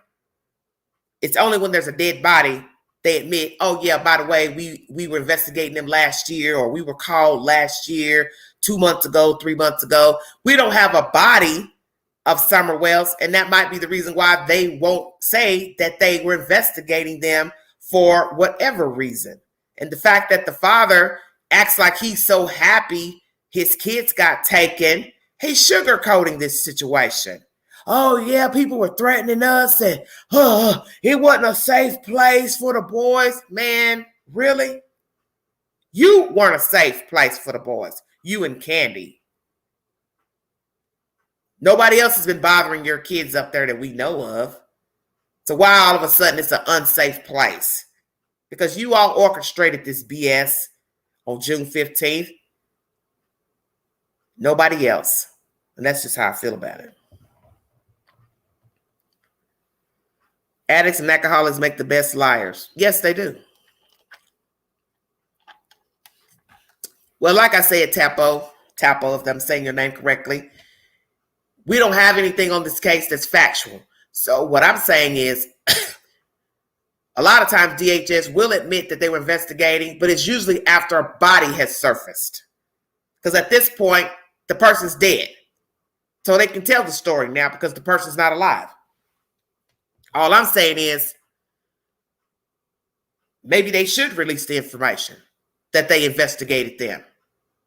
Because that might put a whole new spin on the story to where we can debunk he said, she said. But yes, it's an open investigation, so maybe that's the reason why. I don't know. We've only seen a portion of their everyday lives when they get on YouTube. I cannot imagine what those babies are going through. Yeah, the children, they didn't have a chance. Because you have to think about what went on beforehand. And like Dr. Phil said, past behavior is an indicator of future behavior. You stay in trouble with the law, you keep getting high, drunk, doing stupid stuff. You're not taking care of your kids. You're leaving them alone. You're out here in the streets doing this, picking up strange people, hooking up with strange people, bringing strange people to your house. You're asking for your household to have a problem. Now you factor in you have children. You're showing us you don't care about your kids. You don't care about yourself. You don't care about your kids. So it's not going to be a shock to us that a child went missing. A child was abused. Both of you already have this in your history anyway. Now you have one child missing. Your last set of children are all gone. One's missing, possibly dead, and the other 3 are in the state's care. They don't care. They don't care. They've never cared. That's the reason why they lost their first set of kids. And I think it's time that law enforcement starts bringing down the hammer on people who get their kids taken for child abuse. I don't care what the child abuse is. It is time to start making them go to jail. Don't just take their rights away and then place their kids in foster care or a relative's house, and then you don't do anything about bringing down charges on child abuse and neglect. Your ass needs to go to jail for abusing your damn kid. Because all they do is go get knocked up again, and then they get welfare again, unless there was some type of fraud. It's not right to keep being a baby maker, getting your kids taken. Then you go back out here and you have another damn kid, and now you're applying for aid, medical, food stamps, first, families first, all that. And then we hear another story. Oh, that baby's left alone. His leg broke, and he was comatose, and Pookie ran him over with a car and all this old crazy nonsense. They ain't have no damn business having no more damn kids. Your kids get taken by the state, you need to be put on the slab and get gutted like a fish. All your personal items inside of you need to be taken out. Then after that, sew you back up. You can go out there and sleep with whoever the hell you want, but you ain't making no more damn babies. You're not providing the egg, and you're not providing the damn sperm. It's the bottom line.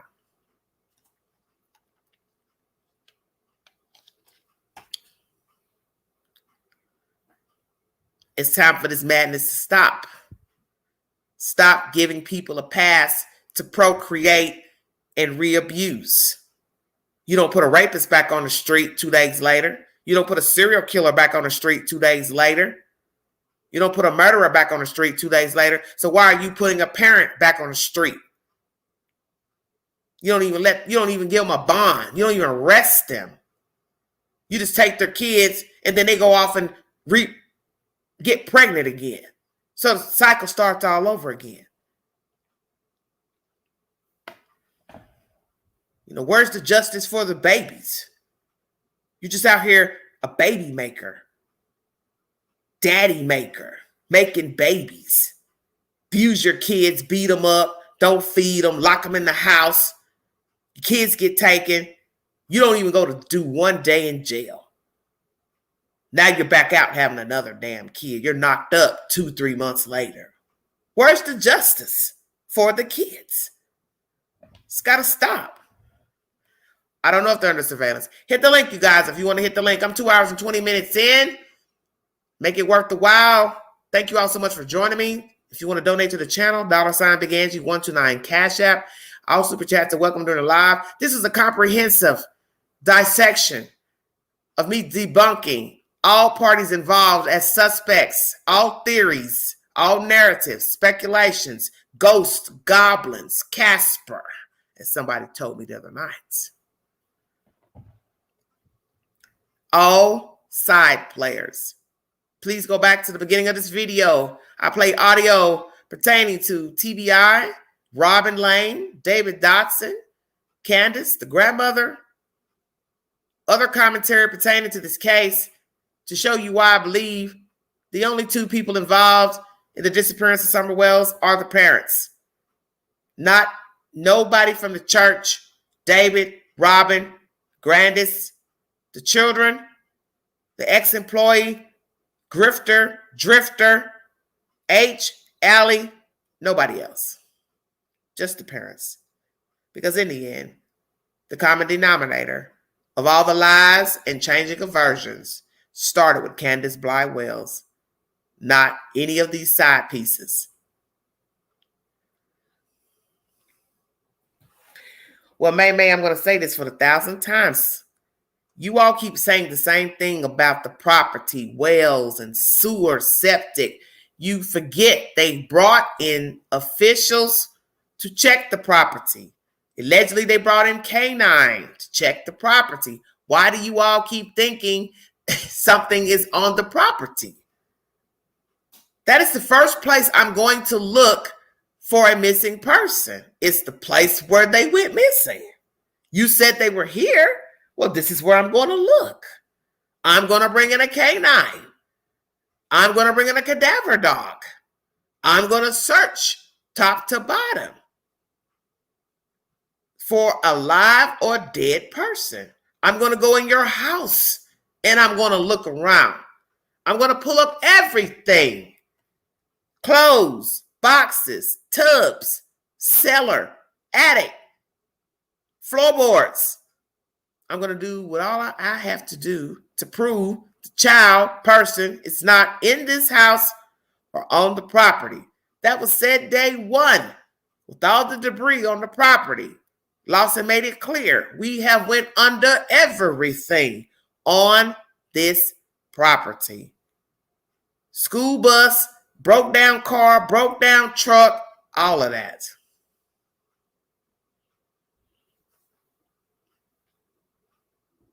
All of that. That is always the first place that you look for a missing person. It's on the property where allegedly they were last seen. And from what I have brought to you today, there are many versions of Summer Wells' disappearance. The mother took a walk. That's said by the dispatch. She came back 10 minutes later.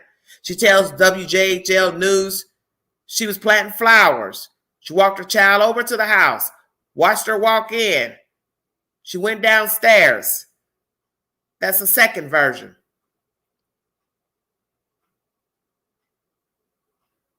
How many versions are we going to have? You took a walk, you left the property, The next version is you were planting flowers. You watched her walk in. She went inside. She went downstairs. The third version is from TBI. Summer Wells went missing from outside the property. Well, which is it? Because it can't be all three. Yes, the main suspects are the only thing on that property. Amen. Exactly. Exactly. The common denominator is Candace Wells. And you didn't know anything about Robin, David, or anybody until she called them and made it public information that they were called that night. Other than that, they have nothing to do with the versions Candy has changed and spun to law enforcement, the news, the dispatch. Why do three separate entities have three different versions of June 15th? The common denominator is Candy Bly. She told those three different versions to law enforcement. Pookie didn't do it. Bubba didn't do it. Jody Sue didn't do it. Candy did. So those lies were spun before you knew of Jody Sue, before you knew of H, before you knew of Allie, before you knew of Jose, before you knew of David, Robin, Jackie Dobbs, the Drifter employee. You didn't know none of that. Those lies were spun before we even knew who these people were. And that's the point of the story. And I've debunked all those theories in this live. Thank you so much for joining me. This is Everyday Shenanigans.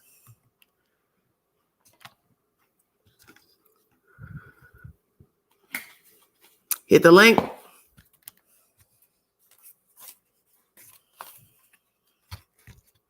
You want to give your commentary. Thank you so much.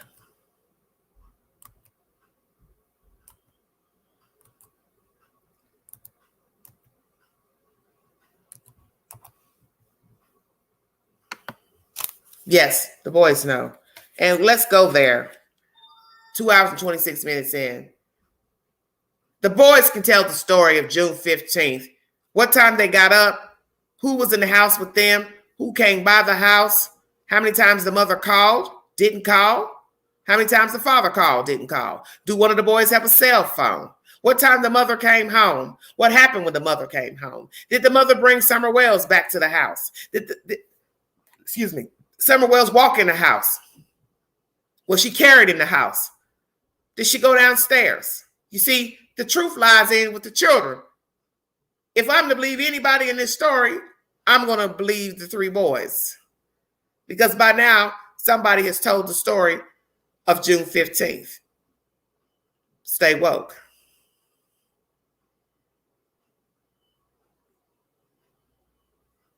The boys know what happened as far as when the mother returned. That information has not been released publicly of what the boys have said pertaining to June 15th. Who actually walked into that house on June 15th.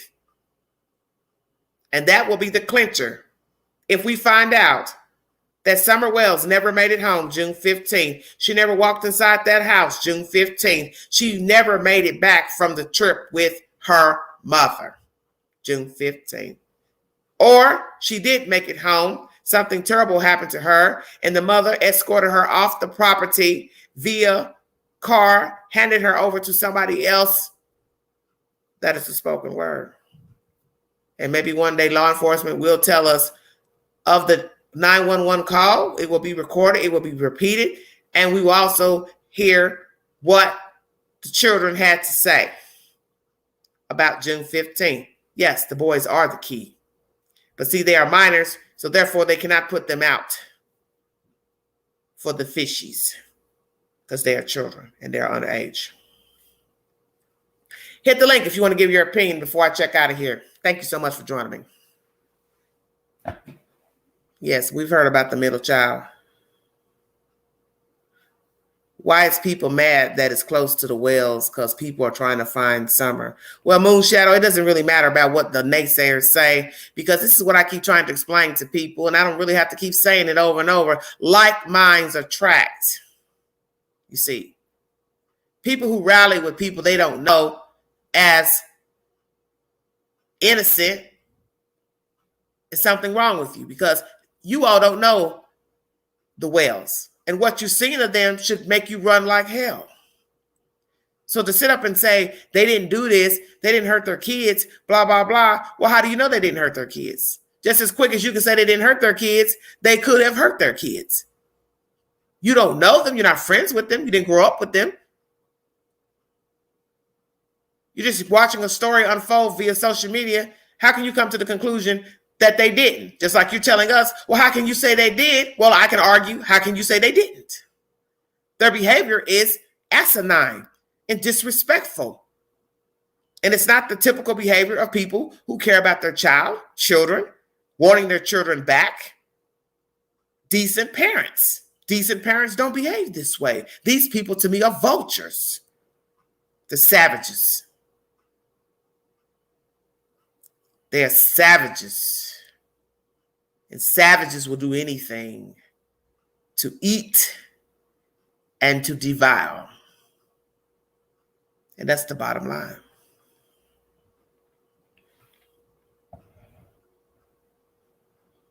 They will devour you, chew you up, and spit you out. They have no love for self, so they couldn't possibly love their children, neighbor, family, or anybody else, because obviously they weren't taught to love, or they decided to go their own way in the world and do them. And that is obvious from the other children in their possessions that were taken away. And now you have a new set of children who have also been taken away and missing. That should tell you everything you need to know about the Wells. The Wells are complicit. Whether Donald was there or not, he's complicit. He's riding the ride with his wife if he wasn't there. And I do believe he knows more, or he suspects Candy Bly if he was not there. And that's the point of the story. We don't know who was where. We don't really have an actual timeline to break down every minute for minute for minute. We don't know if she hurt the child had an accident, she handed the child off, he got rid of the child. You don't know what is what. So that is the reason why I don't rally with anybody I don't know anything about. Not now, not never. And I always say, if it don't sound right, it ain't right. Especially when it comes to a missing child. We're not talking about liking somebody, they don't answer the phone, and you keep calling. They finally answer and say, oh, I was asleep. Oh, I was over here. I was in Virginia. I was in New York. You don't know where the hell they were. So all you can do is take them at face value. It's only when you get information after the fact that they weren't there, you can say that they're a liar. But this is a whole body missing, a whole human missing. So you don't know what to think or believe pertaining to June 15th. You don't know what they did with her. Hurt her, harm her, discard her, sell her, barter her, pimp her out. I don't know. But I know your behavior during the investigation up until now is suspect and vile. And that's all I need to know. You don't act like you care about your kids. So I don't really have to keep going back and forth with anybody about June 15th. You see, I started at the beginning of the story. In the beginning of the story, several lies were told. A few lies were told. A few versions were told. So that leads me to believe that the parents are complicit, mainly Candy. You've lied about June 15th. You told different versions June 15th. And that's probably the reason why the 911 call has not been released, because they know that if they release that damn call, all hell would break loose. Because it's going to be worse than the dispatcher's version. And that's the spoken word. I'm going to check out of here. Nobody else is deciding they want to speak. That's fine. This is a comprehensive live pertaining to debunking all versions, lies, phantoms, side players to the disappearance of Summer Wells.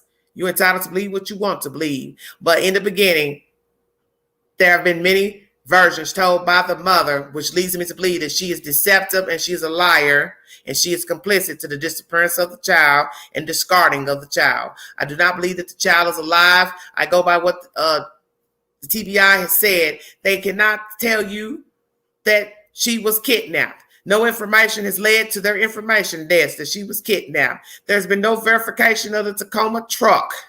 There's been no verification of a scream on June 15th. They've debunked all allegations pertaining to abduction, a scream, a car, a Tacoma truck. So that only leads the parent who was in the custody with the child that day. And that's the bottom line. It is what it is. If you see something, say something. A child deserves better than what this child and children got from the Wells. Don't wait to be that person that speaks to the news about what you saw, what you heard. That's too late in the game. It's way too late. Children deserve better than this, because what you have to tell yourself is that they didn't ask to come here, just like you didn't ask to come here. And you don't deserve to be mistreated because your mom and daddy don't know how to love you and they don't know how to take care of you. Thank you, Oz. None of us asked to be here. None of us asked to have the parents that we have, the environment we were raised in. It's not your fault. But once you become an adult, you have to stand on your own and walk in your truth. And it doesn't mean you're going to do it right. And they're going to be naysayers. You have to find your own way. And when you become an adult, people don't really care about what happened to you when you were a child because they're judging you accordingly. You are grown now. Thank you, Wildfires. And that's the sad part. Some people weren't taught anything. So they go out into the world, they don't know anything. And I think that's obvious with Candy. Her mother didn't teach her anything. Parents didn't teach her anything.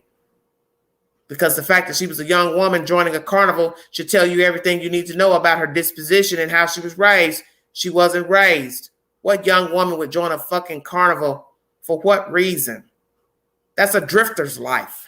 It's not a life for a lady. It's not a life for a child. It's not a life for a woman with a child.